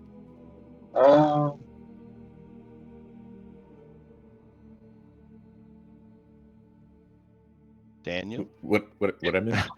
Well, I'm wondering who else is. I need someone else to influence. So they only have 2 successes so far. That is not enough Shane to wouldn't try to talk to Emil if he couldn't get through to Zaluka. He's like, "Oh damn." I'm Okay, so Daniel, the other 2 are like, "No thanks." So I guess yet again, it falls on you to stand before the gates of Krezk and get shot by a sharpshooter right in the stomach. Yeah, I also talked the angels down from the trees in the same city, so it's even. It's even. Okay. All right, so Irenia says, "Daniel, I will go with you." Thanks. You don't have to do this alone. You get the confidence when you said things. All right, so as you approach, Darius is walking away, and Emil looks very thoughtful and dry. This is like, Yeah, you look better since getting out of that cell. Fresh he air, says, yes, the fresh air has been doing marvels for my recovery.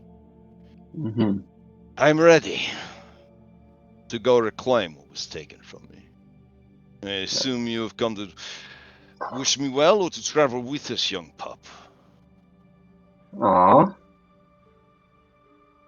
Ender kind of blushes at that, but he will take a step forward and say, he kind of knows what, he's kind of back up the Darius argument a little bit. It's like, Okay. you do. Well, I guess he's going to address Zulika as much as and say, I trust you. And that wasn't always the case. When we first met, we just got out of a really bad situation with werewolves. But since then, my thoughts have changed. My feelings have changed, and while he's doing this, he's kind of putting his neck out a little bit. That's submission, bearing the neck kind of thing. And he says, I trust you, and I'll go with you either way. About hinting that he'll leave with them. Should go bad, but we need you to trust us. That's how a pack works, doesn't it? Everyone trusts each other. And what we're doing here in the tower has merit beyond tomorrow, beyond what happens with Kirill. We have to trust that we are doing the right thing for everyone. And we'll try and persuade the boy. Okay. All right. Okay. You're building off of the strong success that Darius has laid down. Mm-hmm. I said you're building off the strong success that Darius has laid down, but it's obvious that Emil cares more about a meal right now than the pack in general. Like, he feels that whatever is good for Emil is good for the pack in this instance. Mm-hmm. So I am gonna keep the DC at a 15 for this. All right. I will burn an inspiration for advantage and toss persuasion out. Okay. All right. He nods and says, "These are wise words. The pack will be fine a bit longer. Perhaps if you take any longer, we can have our battle beneath the full moon." And he flashes you a toothy smile. "Tell your friends that if they are not ready in 5 days, I leave. I will wait no longer. I must return in time to reclaim what was taken by the light of Mother Night's watchful eye."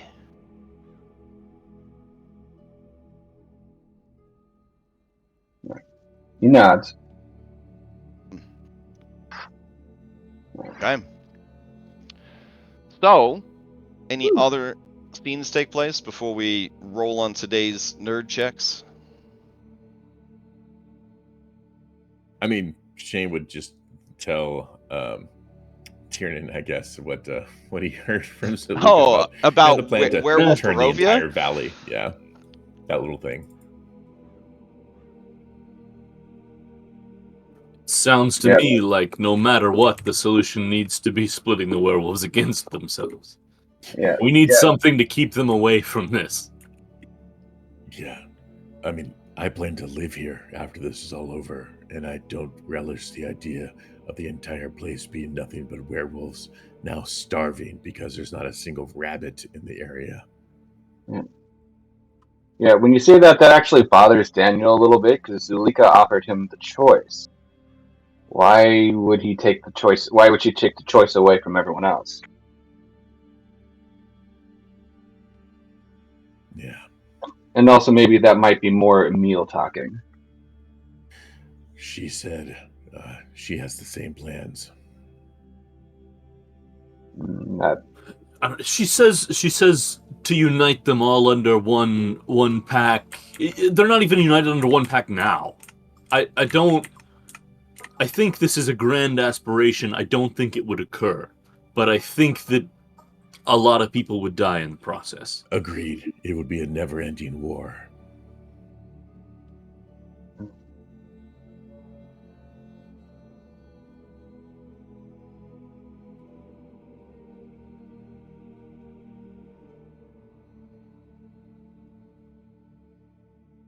Well, we've got 5 more days. Figure it out. Fair enough. All right. So back upstairs, reading books. Yeah, pretty exciting. Anna will just make a comment to Van Richten and says, "I'm so happy they're getting along outside. Sounds like they're Yes. having a wonderful time." I'll be honest. I thought there'd be a fight. Werewolves are, they are very, very chaotic creatures. Your allies have surprised me with their ability to manage such creatures. Well done. Let us hit the books. Okay. So, we're looking at, where do we leave off with you guys? Heart 1?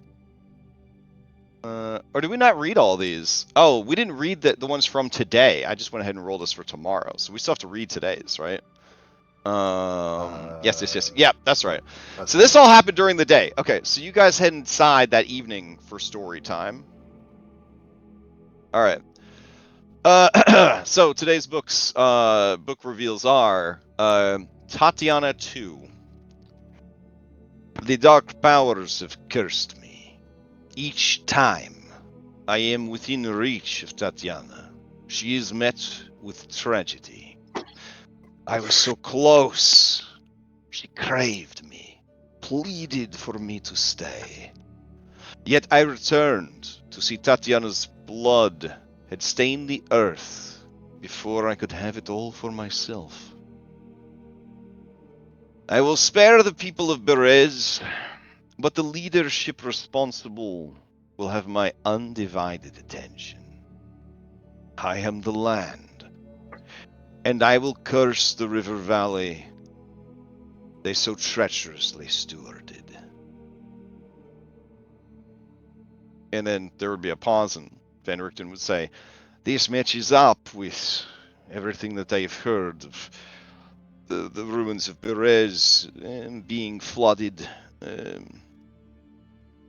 So it would seem it is not mere fable or folklore. It was a willful act by Strahd controlling the land itself.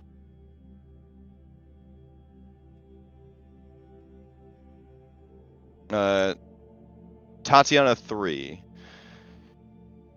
Perhaps I have been wrong. Perhaps it is not reunion with Tatiana that will be my escape. Perhaps it is a replacement. Can I find another to govern this realm in my place? I must take care not to show weakness. I must take care not to show reluctance. No one must know how hollow I feel, how empty my omnipotence is in absence of satisfaction. My immortal, eternal image as the ruler of this dominion must never come into question. I must observe from afar.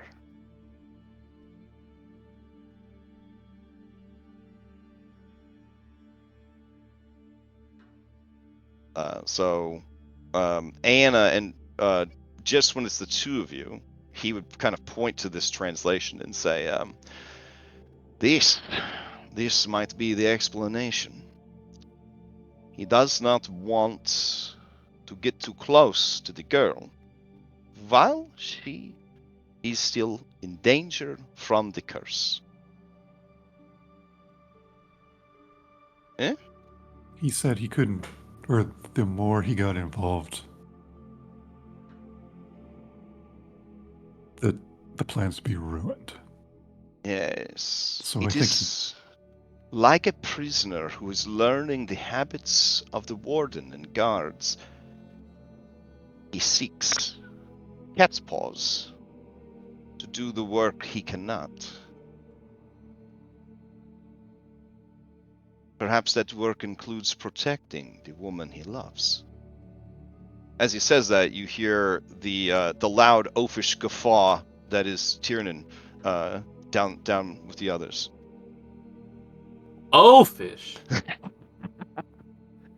Anyways, and Van Richten says, not a task I would want to be forced upon me.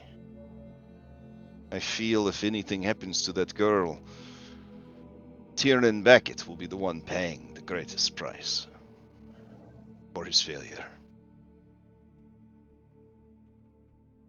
during the book report later, if Mhm. no one says anything to Tiernan about that, Anna will bring her concerns to him.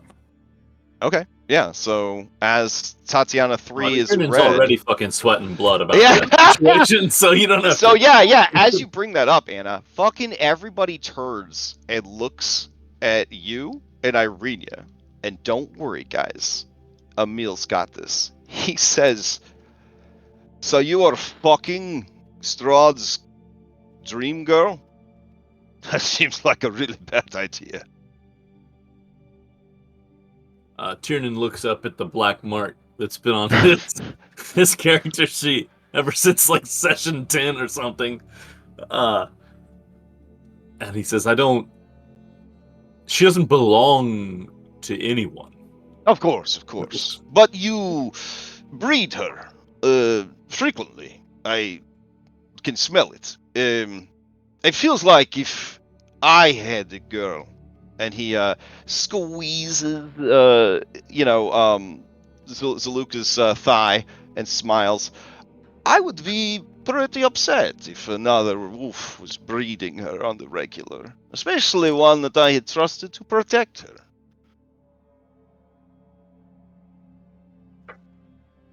Irenia is the color of hot lava, such as the amount of blush, embarrassment, fear, and confusion that is overwhelming her right now. People, and this is just a pro tip that you could use in life if you're at a dinner party or something, don't like it when you describe having sex as breeding each other. And if they do, well, you're at a very special dinner party. You got an eyes wide shut dinner party going on. So yeah, it's pretty uncomfortable in the room. Anna, you've been working with Rudolph for a while, and even though your insight's pretty low, like he's the only person you've basically been spending time with for 6 days now, and you kind of sense that he is very angry at the impertinence of Emil, and but he is too measured and too well, he's just too measured and too disciplined to fucking do anything about it. But you do sense that he's kind of pissed off and angry. That Well, he's also going at Tiernan, so yeah. And this is going to be wonderful because I think I'm going to undo a whole lot of what just got built up. She would say, Emil, is there any way that you could communicate to other people without sounding like an animal? He smiles at you and he says, well, I'll think about it. For you, Anna. Let me try again, Tiernan. I wouldn't want to be in your shoes. Is that human enough for you, Anna? That's much better. I knew you had it in you. Of course. Zaluka here has been telling me that I'll need to be a bit more dignified for what comes next. And he smiles real big. And Anna, as he smiles, the flickering lights of the, of the study of this room at night, you swear for a moment that his shadow seems to have a crown upon its head.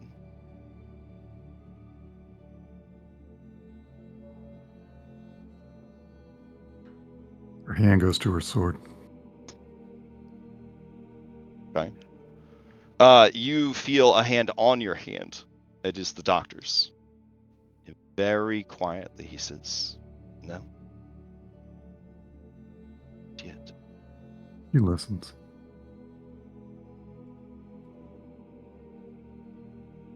Yeah, Irenia continues to take ongoing psychic damage as she shrinks into herself.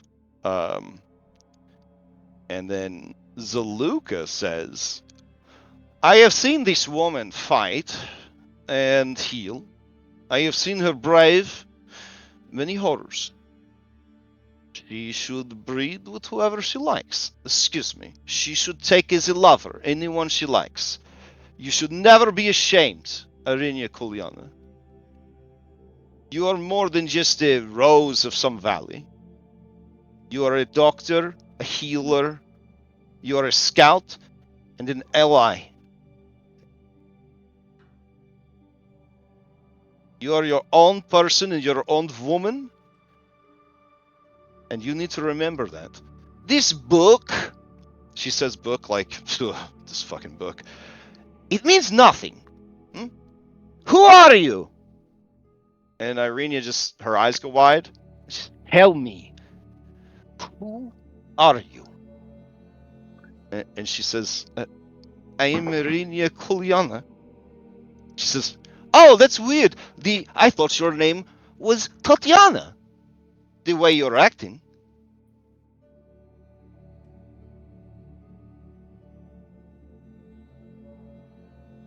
And Irenia kind of looks around like she's been slapped, and there's like clarity in her eyes. And she looks over at Zaluka, and she just nods, like, and seems to be okay.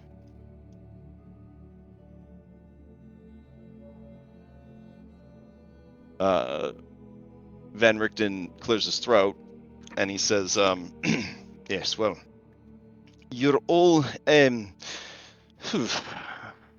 this is very tense and unfair. There are myths of gods and their mistreatment of mortals. Often they are forced to do things for the gods that they are unaware of or never deserving of, held accountable for crimes they did not commit. And this is not just gods, but in my life I've seen rulers take a similar approach. There is no crime in love. Though love can often lead to crimes. I believe, as Anna does, that you have been spared his wrath because you keep her safe. Perhaps in some strange way, because you make her happy. A being as old as Strahd may have moved past the pettiness, he says, eyeing Emil out of the side of his glasses, of base jealousy. After all, a man has a prolific number of wives and spouses. But hear me, Mr. Beckett, I fear for the day that retribution finds you. Or it will be terrible. You protect the only thing that seems to matter to this madman.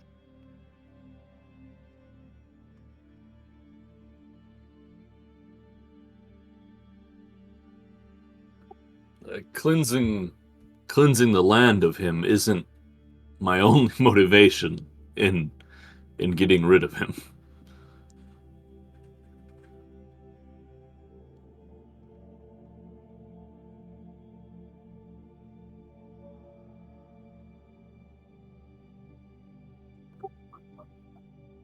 Go on.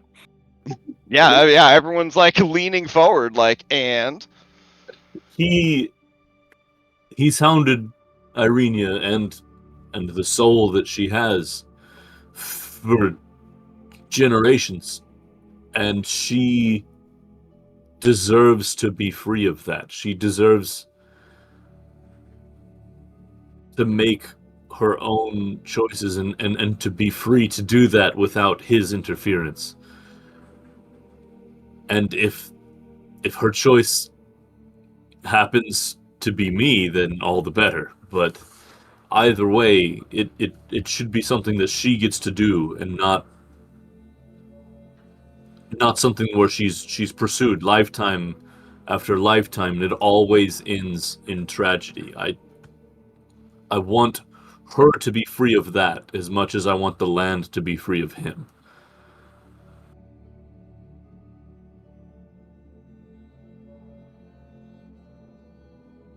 yeah, Dr. Rudolph Van Richten, he nods, whether in agreement or just to acknowledge that he has digested your words. Even for you, Tiernan, it's a bit hard to say.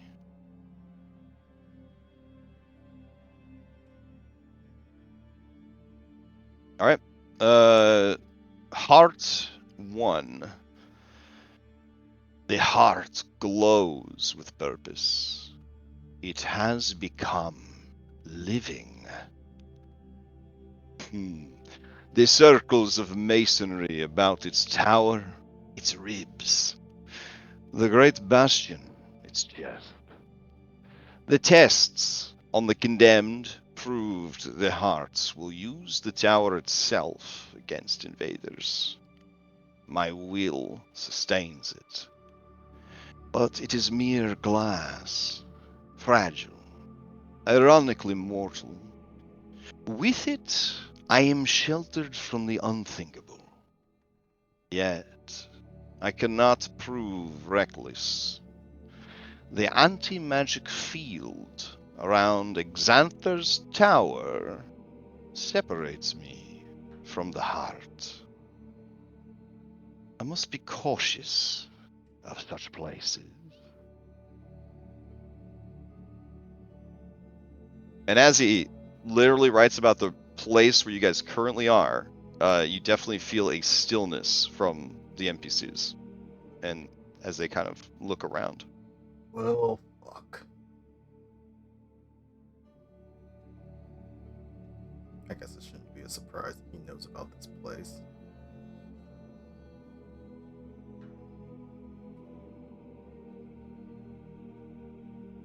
Van Richten, he just looks so like he's just doing like shitloads of math, playing 3D chess in his brain, and he's just like,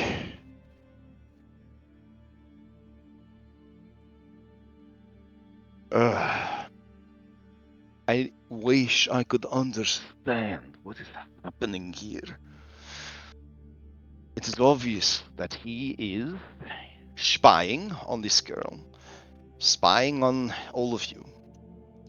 He cannot do so inside the tower, but he certainly can as you play with your hack and sack and hunt and fish.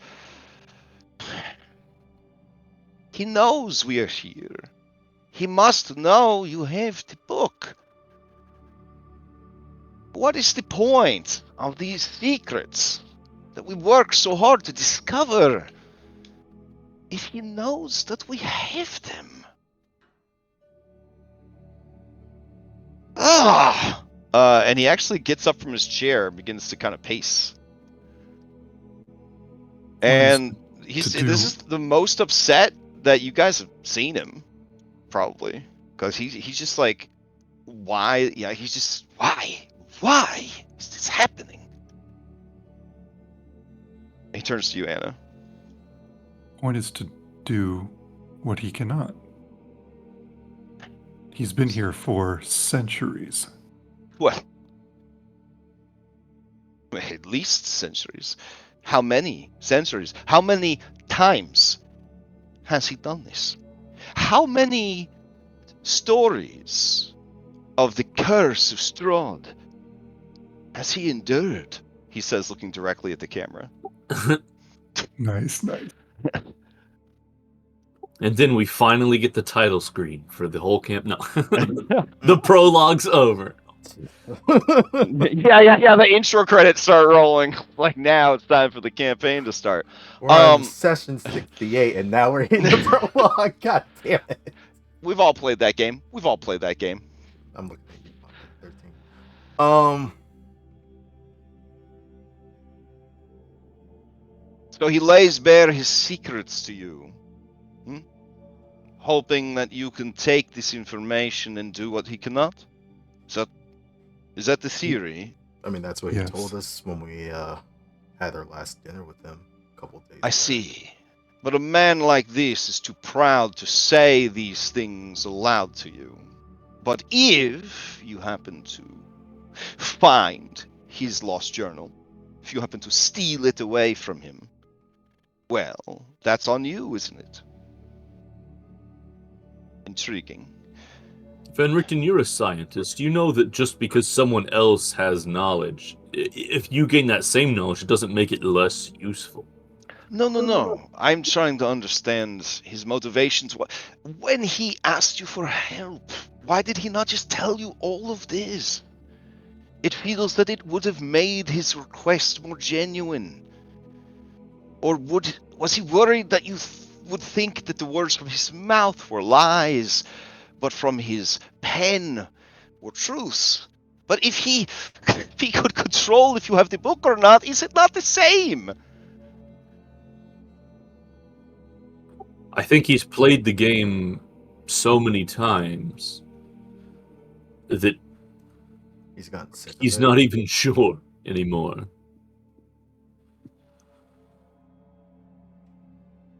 What's that movie?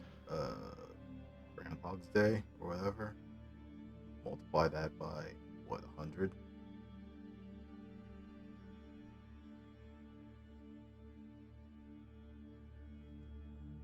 Dude's been living with this shit for centuries.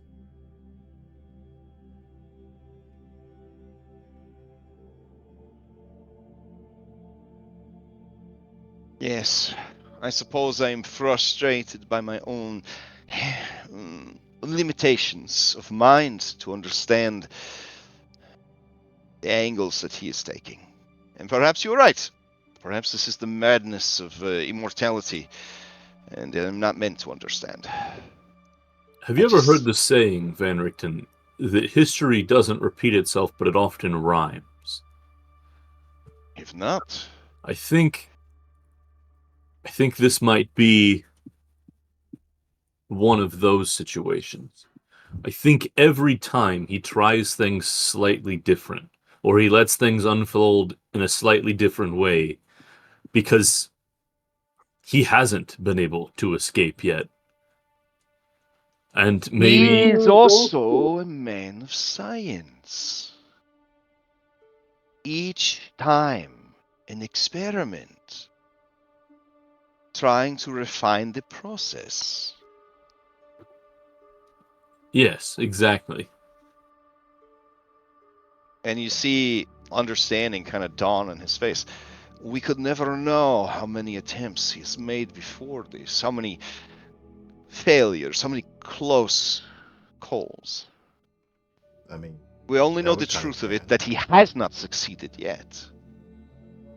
I mean, his failures march through Barovia Village, or Yes. they're walking around as vampires, or they're walking around as something else.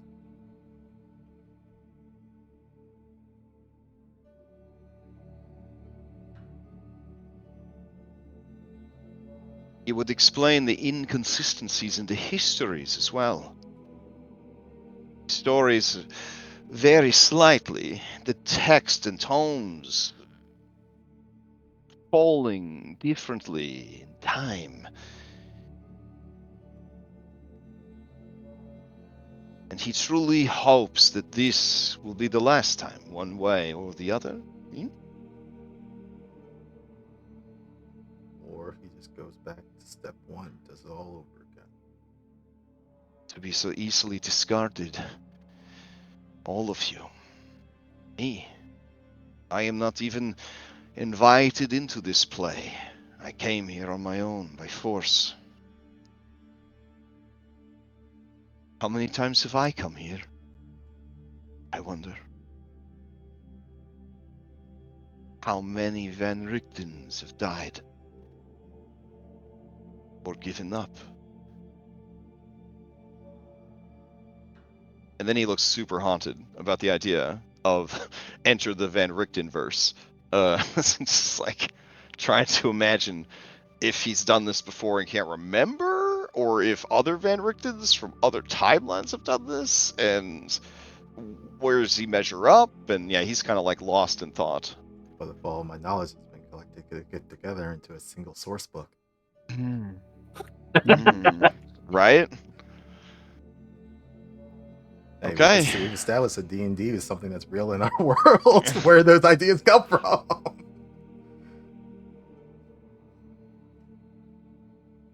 So, I mean, Mordenkainen got a Coke machine in his tower. Just saying, like it's all mashed up in there somewhere. All right, I guess they would settle in for the night then, unless anyone had anything else they wanted to discuss about these entries. I think during the evening, because Darius doesn't have to sleep as much anymore, he'll go up to Anna and we'll kind of ask her what we were reading earlier. There was a line that was talking about him looking for a replacement. He just looks at her. Thoughts? Man, Anna's had such a existential nightmare this entire session. She's... I don't even know how to answer that right now. The intention was as you heard it. We were to set him free as he wished, and then I would take over. That's why I have this. And she motions to the sword. Now, don't know what to think. You still want to stick on this path, or I'm tempted. I'm tempted. There's many paths ahead of us still. And I can't believe she's going to say this out loud, but she would say it to Darius, I think. I'm half tempted to make sure he doesn't leave. At least not on this try. I see. But when you do say that, Van Richten makes kind of a sound in his says, might I ask of you, Anna, your motivations for this? I fear that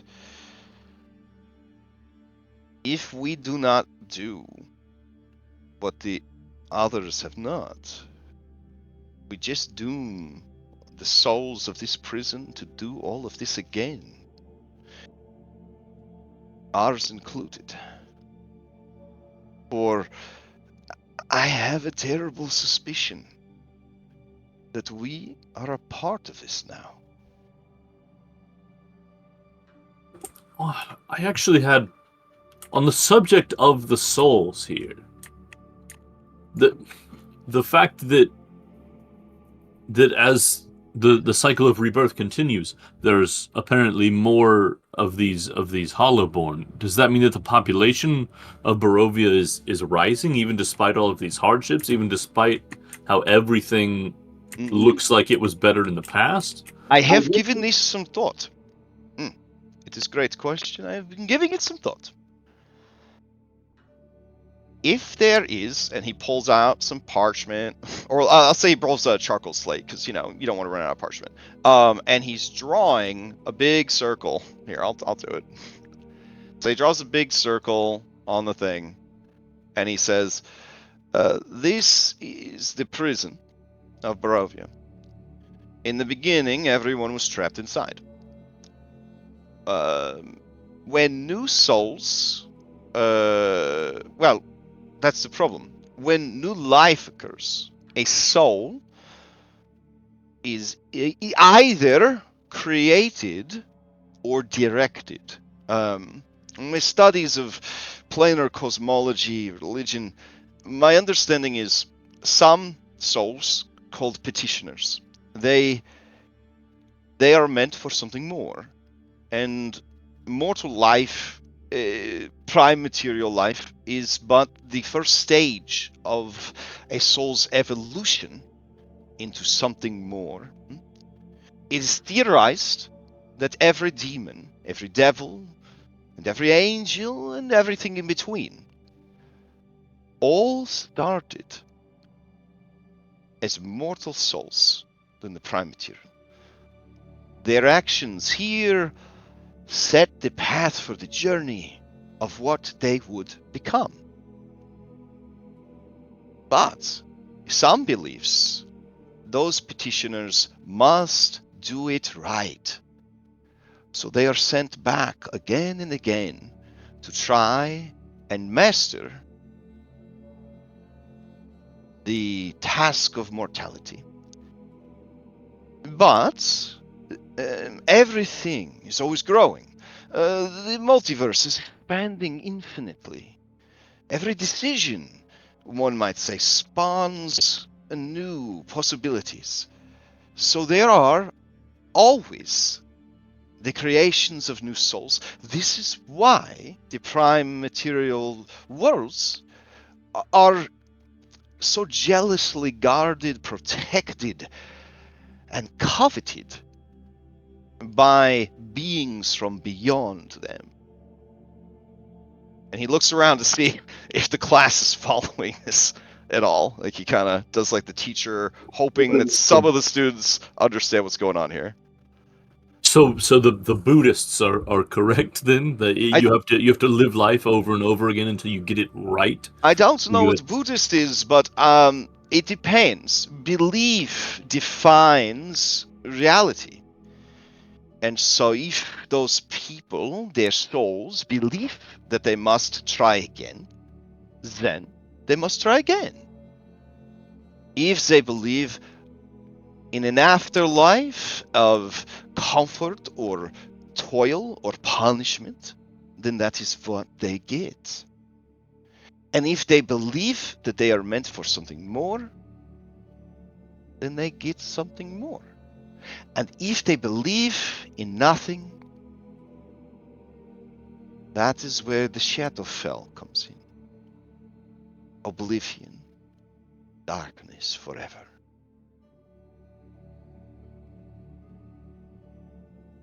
So, people make babies. Babies need souls. Normally, those souls are returned from the outer planes, or new ones are created. But the creation of new souls can only take place in the prime material over here. So they have no way to get new souls made. They have no way to import new souls from the outer planes, because this is a sealed demiplane in the Shadowfell. That means that biologically a baby is made, but it is an empty shell. It cannot love, it cannot create, it cannot innovate. It goes through the basic mechanical activities of the being that it is.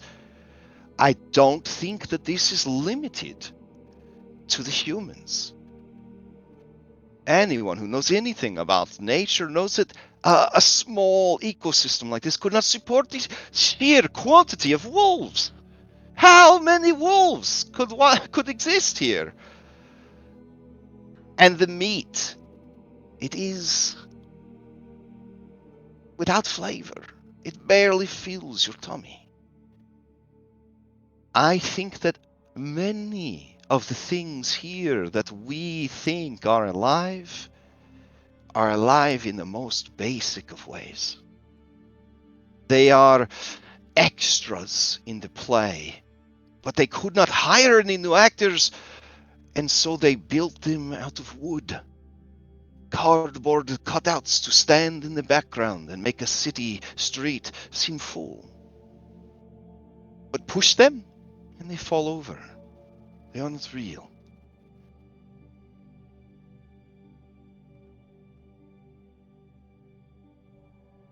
That is why the Vistani were such an intriguing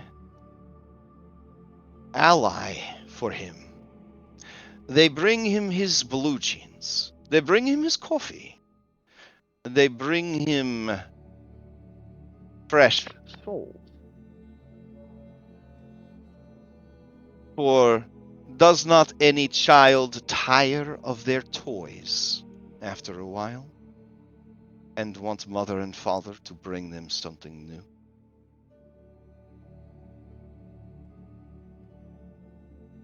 And so they do. They bring him over and over more toys to play with. Once they are inside, they cannot leave. They are added. The very limited roster of souls who must play this game over and over again. Oof. But again, he sets the chalkboard down. This is just a theory.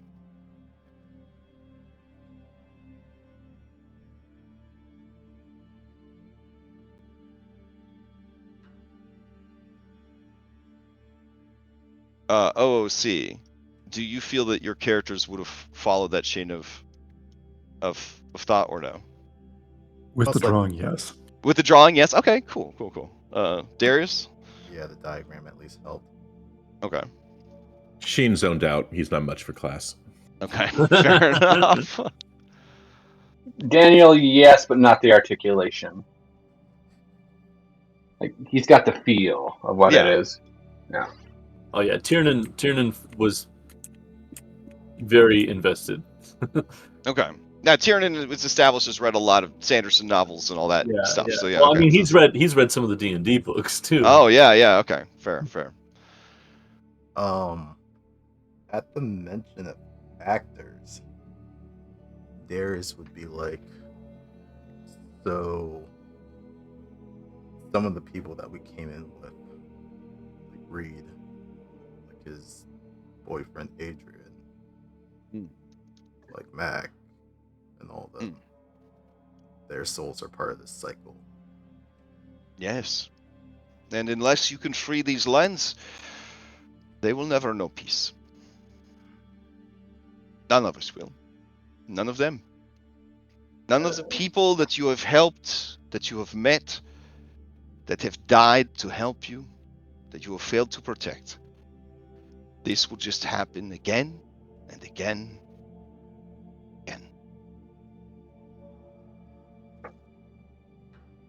I am in the business of curses. This is the greatest curse I have ever seen. So many damned by one man's selfish decision. I hate him. Every part of my being. But I wonder if I could put that hate aside, set him loose on the whole of the multiverse, if it meant ending this. It would be a hard pill to swallow. Rudolph, would you come with us? I cannot. You can. I would endanger you, Anna. We're already in danger, and it doesn't matter, does it? Not the sort of danger I would bring. I can help you in my own way, from afar, from a distance. But even now, I can see the shadows closing in around you. Not yours this time. And then the light kind of passes over his glasses, like in the fucking anime, and you can't see his eyes anymore. And he says, but mine.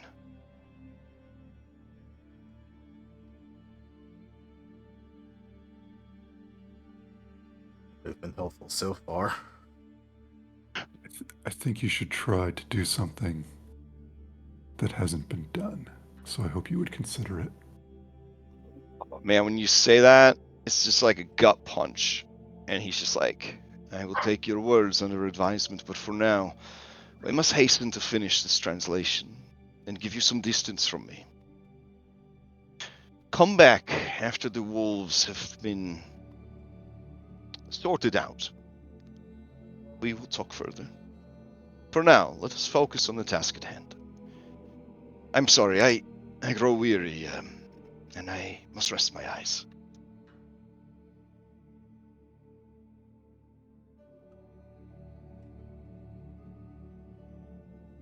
Okay. As he kind of heads off, Thought, which, by the way, as an African bullfrog, it's very big. It's a very big frog. He like jumps onto your shoulder. Do you accept this 10-pound frog burden, Anna, or have you established with Thought that you're not a shoulder ride person? If he can find a spot, more power to him. Yeah. I mean, you got sticky feet. Yeah, he clings to you, and he says, "Oi, hey, why don't you and I take a little stroll? Give the old man a bit of a respite, as it were." He looks at Tiernan and motions to Thought, like, is this okay? Thought's his own being. I don't have any control over him. Oh, I mean, if you want to come on a walk too, I mean, safety in numbers and all that. There's some big old fish in that pond. I wouldn't want them chomping down on me and Anna. Yeah, I'll come along. I mean, if you and you see his throat sack inflating with laughter, he says, "Unless you got some breeding to do tonight." That's You're a frog, you wouldn't understand.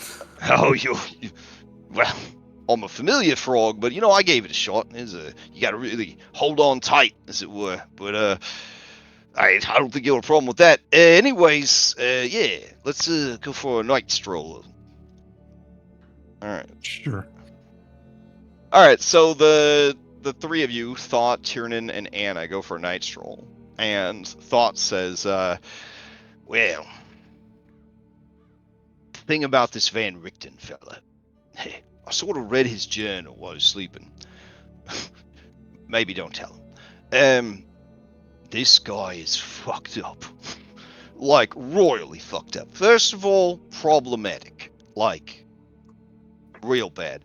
So racist against these Vistana. Like, I don't know how he and, what's-her-face, Esmeralda, I don't even know how they got on at all enough for him to teach her anything. He hates them. Turns out, they, at least in his homeworld of Darkon, they sold him out, essentially. Sold out his kid to some local baron who happened to be a vampire. Apparently, his wife, she did something to upset them, and then they took the kid and gave the kid to the baron. Real petty shit. But Van Richten had to go and confront this baron. He, apparently, I mean, this is his own words, but he sounded pretty cool. Some real John Wick shit going on. He's fucking dual-wielding crossbow bolts with, like, silver light arrows. And he was like, anyways, he killed all these vampire spawn, and then he went to confront the vampire baron, who's a big fat vampire. Must have been fat if he felt like mentioning it in the book, the journal. Anyways, so he goes to fight this guy, and then a vampire spawn he hadn't seen yet goes to block the shots, and it's his own son turned into a vampire. Well, he doesn't kill it in one shot, but he wings it. The Baron, he uses this opportunity to flee, and then Van Richten's forced to confront his son, recently turned into a vampire after being stolen away by the Vistani after his wife did something to piss him off. So there's like 3 degrees of separation from the problem, but he's all about it. It's his problem now, right? He ended up having to kill his son to free him from the curse of vampirism. He eventually tracked down the Baron and, well, buried him alive, sealed him inside a concrete tomb. Then he went back and he killed all them Vistani. The men, the women, the children, all of them. It wasn't enough to sate his hunger. When his wife heard what happened to the boy, she died. Broken heart. He lost everything.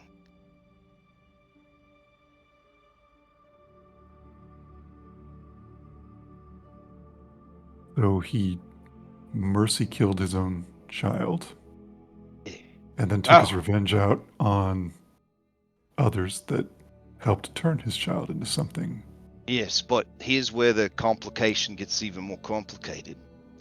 He went back and he used fell necromancy to raise all the Vistani he had killed, made himself an undead army, and then began to genocide all the Vistani of Darkon. That's messed up. The Vistani feared him so much, they placed a curse upon him that he might never find peace in death, and that he may never find the solace of friendship or love ever again. And anyone he's ever gotten close to has died horribly from the curse. That's why I call him a lot of foul names, and I pee on his pillow. I do all sorts of things so that we don't stay too close.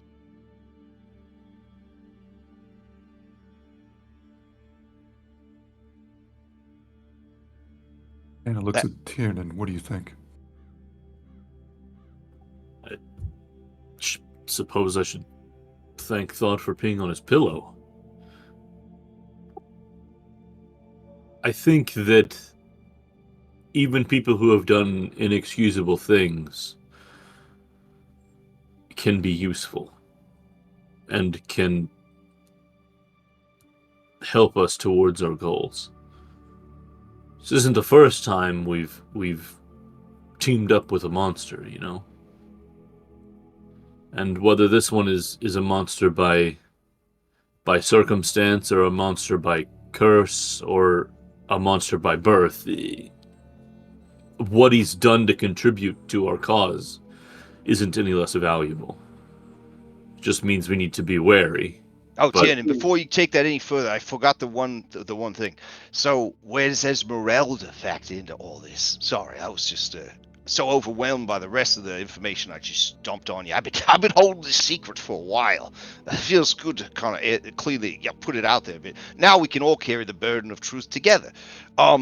So Esmeralda was the sole survivor of the first group of Vistani that he killed. The ones that took his son away. She spent her whole life, from her childhood until her early teens, tracking him down to kill him. But when she confronted him, he refused to kill her.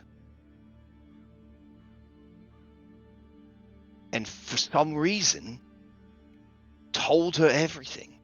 And when she heard his motivations, she forgave him for killing her whole tribe. And then she said the only reparation she would accept was to be taken on as his apprentice, even if it meant her own death.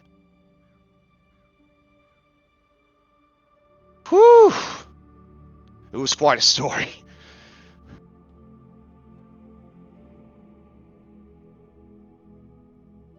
That's all I got. You think he would betray us? Nah. Well, I think he might betray you if he felt you were going to do something super evil, like release all of the horrors from the Amber Temple back into the multiverse or something. He seems like a guy that let the greater good kind of push him well outside of his intended alignment.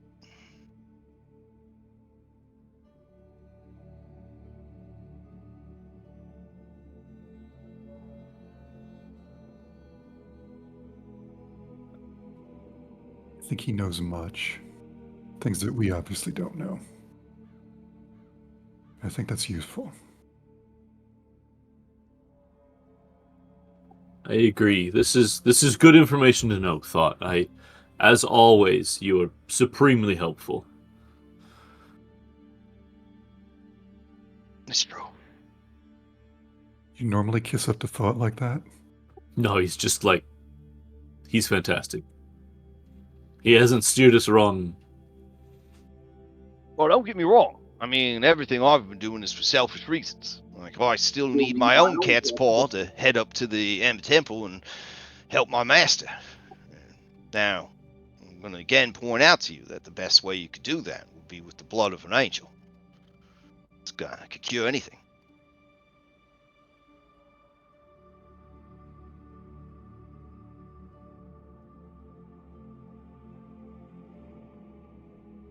See, Though I Thought, was thinking, what if you guys just beat up Xantha?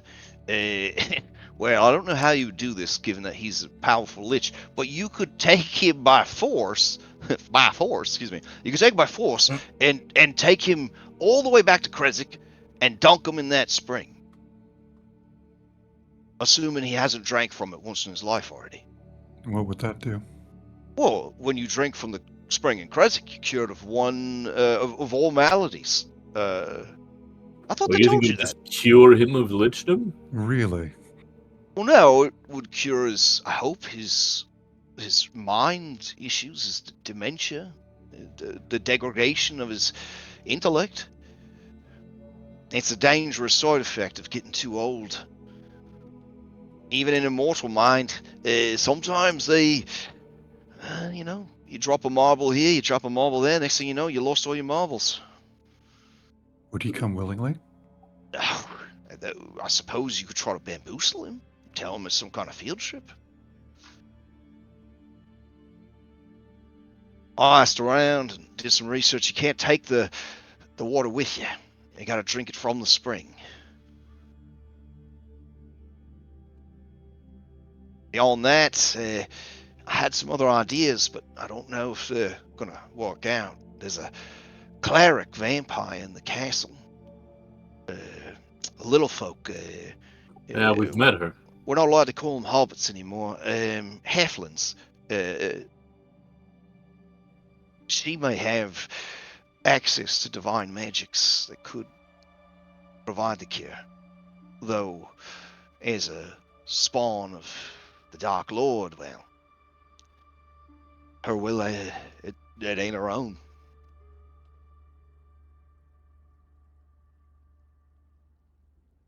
Just a bit to chew on for a bit. Just a little bit. Well, and then he just starts like catching night bugs, like a frog do, leaving you guys to discuss things if you want. Otherwise, he hops back up when he's ready to go back inside. Unless Tiernan has anything in, we'll just head back up. And then you realize this means we could have saved Mackenzie. I wouldn't know about that. We just had to go to Krezk. What if you could salvage have more saved than the that, East Tiernan? North.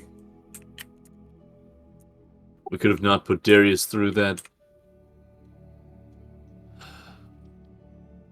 What if I drank from it, Tiernan? I don't know.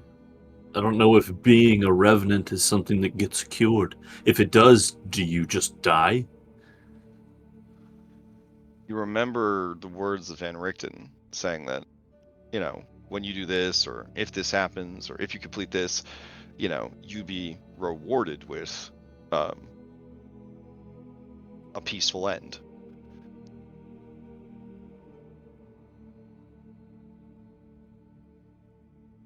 It all just depends on what you want. Whether it's worth trying or not.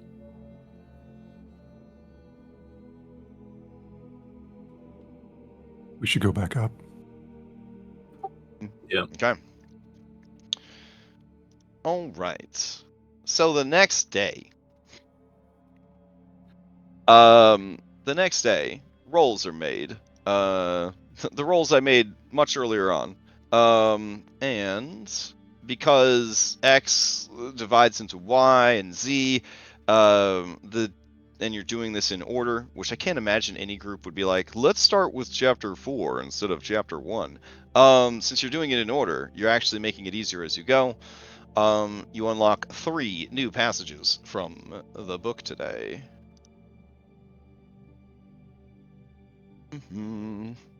Okay, so everybody gathers around, and here we go. Part 2. I have learned to bend the very land itself to my will. I have hardened my heart of sorrow. You don't know why, but he used very heavy blue ink when he wrote Heart of Sorrow in the book. It's really weird. The Morning Lord's radiance can no longer sear my flesh, so long as my heart remains steadfast. The sun itself is but a minor nuisance to me now, for I am ancient. I am the land.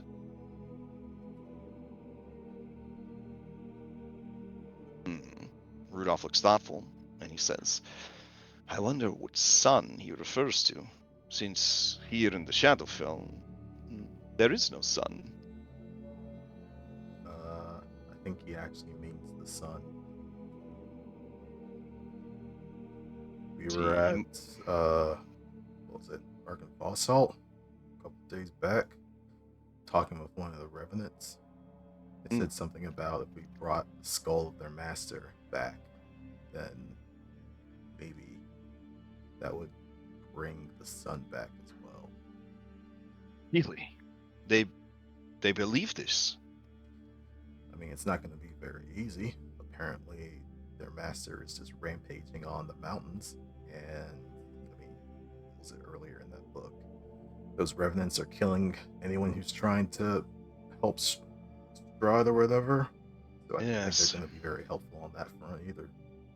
Well, help is an interesting way to think of it, but by killing, they do not want him dead, it seems. They want him to suffer.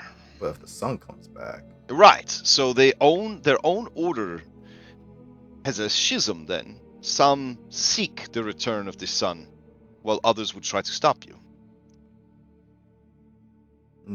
I wouldn't say some. I would probably say like 1 or 2. There ain't very many left. Even well, perhaps there is some credibility to this belief that these revenants hold, for in his own pen, he took pains to protect himself from a sun that no longer shines. That would mean that even if you succeeded in returning the sun, he would be immune unless you deal with this heart he has created inside the castle. I don't suppose in your explorations you encountered it? Eh? Did we heard the heartbeat? You did. Before, You have right? heard the heart. Yes. Yeah. Shane and I would whip our head around at that.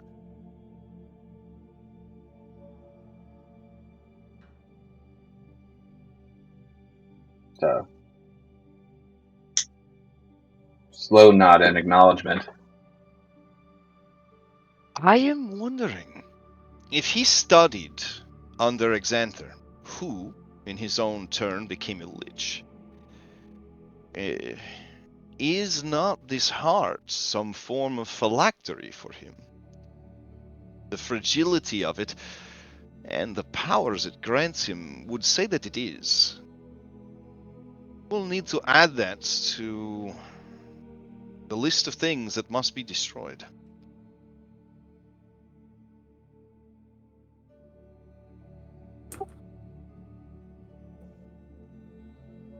And I guess you go over to your murder board, your moida board. And there is a heart around Strahd. Who drew that heart around Strahd? It's like some foreshadowing there. I thought it was because you loved him.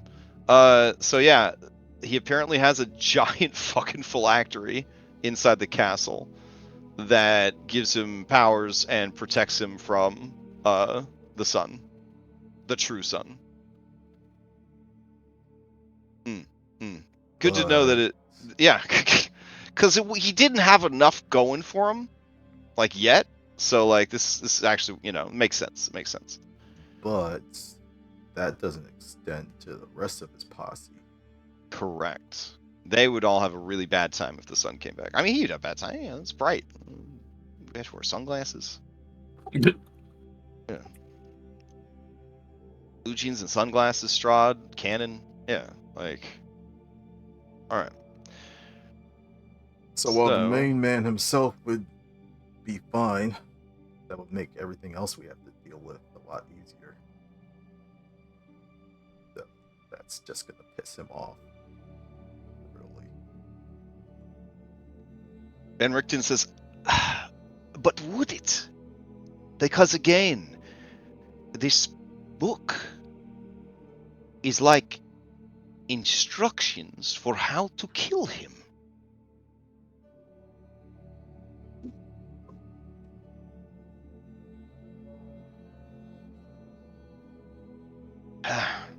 I will not, as last night, let my mind wander overmuch and worry overmuch of these details. Let us continue. Maybe deep down that's what he wants. And Rickton gives you a nod, like, I'm thinking the same thing. Like, alright, so, Dusk. The crime of the elves is beyond all measure of forgiveness and justice. I should have eliminated them when I first conquered this valley centuries ago.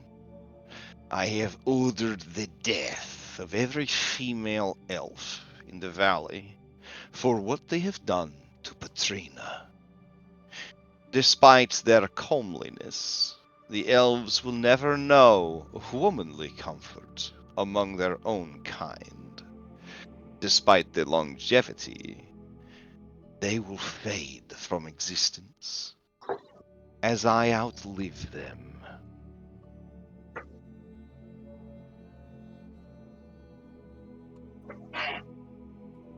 Somewhere in the multiverse, Mishka Peterson wakes from a nightmare, cries out.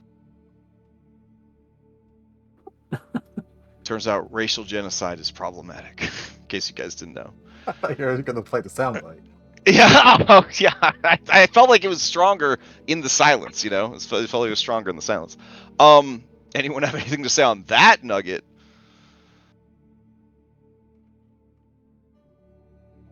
No? Okay, cool. Then we will start chapter 4, Phase 1. I guess, well, let's just finish that one up. We'll finish that one up and then we'll end the session on that. So moving into chapter 4, Power. Phase 1.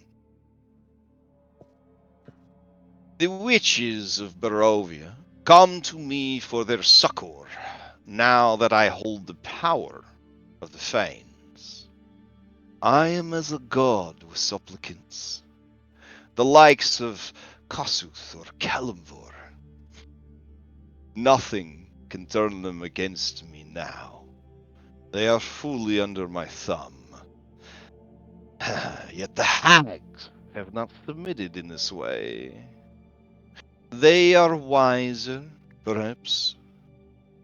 Or perhaps they seek to take my power.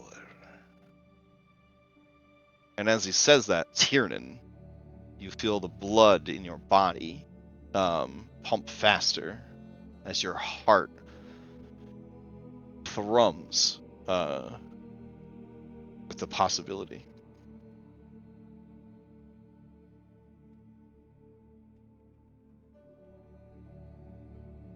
And that's where we'll stop for the week. Ooh. All right. So, again, I'm so happy for you guys that you found this book. I feel so sad for my classic group who continues to just stumble in darkness. They're not going to know anything until the very end of the campaign, if that. But considering they don't know shit, I think that's maybe in a way, without the burden of knowledge, it's helped them kind of be the way they are. So, I don't know. Absolutely, ignorance is bliss. Yeah, you are except being. for when they finally kill Strahd and then he just comes back because they haven't destroyed his phylactery. But if they don't know that, I mean, how That's many not their- times has that's the not their story of problem. Curse of Strahd played out and people thought they succeeded? Looks at the camera. Yeah. That's right. Our campaign says that every other Curse of Strahd campaign that's ever been run, even the worst ones, were all canonical. They all happened. Even the one where someone was a fucking elephant guy. They all happened. Ugh. All right. So, anyways, quick announcements. We got some Mythic Odyssey tonight. We got all our normal games on our normal schedule. We should be having a vodcast this coming Friday. And I'm gonna see if Dom will talk about mini games on Friday because they're heavy on my mind right now for no reason at all. That's certainly not because of a Final Fantasy game that I'm enduring right now. It's not because of that. But yeah, we're gonna talk about mini games. Are they good? Are they bad? How many mini games is too many mini games? Is a skill challenge a mini game, or is it a pillar of gameplay? When is something a mini game, and when is it a part of the game? And do you need them? What benefits do they have? So I'm going to see if he wants to maybe talk about that. And then Tuesday will be our second session of Strength of Thousands, or Strength of Thousand. No, Strength of Thousands. Yeah, I think. Anyways, I don't pay much attention. I don't know what's going on. So it's a pretty brutal campaign. You guys think you have it rough here. I got attacked by a washcloth on Tuesday. I mean, it missed all three of its attacks, but my heart rate increased. You know what I'm saying? Like I walked out of the room because I was so scared of what was happening. It was terrifying. It was a terrifying experience. So I think now I can connect with you guys, on a way that like I couldn't before. Like now I understand horror as well. You know what I mean? Like as a player. So I'm glad I got into that game, and it's been a pretty eye-opening experience so far. So anyways, I think it's a really fun game. It takes place in for just to make it fast, Magic School in Magic Africa. So if you've never seen a Magic School game and you've never seen a Magic Africa game, it's both, and it's different than anything I've ever played before. So I'm very excited about the game, and Red Kobold Gaming is streaming it, so it's quality. And we got a pretty cool group of people. Dom's running it, so hey, it's going to actually go all the way to the end, so you'll get to see what the end of the campaign's like. We're streaming the whole process. It's a lot of fun. So feel free to hang out and chat with us or watch the VODs when they go live on the YouTube. All right. Anyone else have anything to add before we adjourn? Not really. Nope. No? Okay. Great. Then we will continue this next week. If the pacing for this is too slow, I apologize, but I kind of like the idea that you guys have gotten your shit kicked in like a lot, and now you have this time to just like exist without the pressure of like having to save people, having to deal with shit, and you can learn like about the campaign and the world at a pace that also allows you to recover and kind of digest that information. Yeah, as you get it. Mr. I've triggered all of the timers. We just get to let people die in the background while we're here relaxing. One of so- my- Ignorance, it's so ignorance nice. is bliss. Ignorance is That's bliss. that's life, though. I mean, look around the real world. There's a lot of timers that went off. What are you gonna do about it? You're gonna just keep going to work and loving your wife. That's what you're gonna do. So yeah. All right. I will see you guys next week. I'll see you around the Discord. Hope everybody has a good Sunday and good game. Thanks for running. Hmm? And thanks everyone for tuning in. Catch you next time.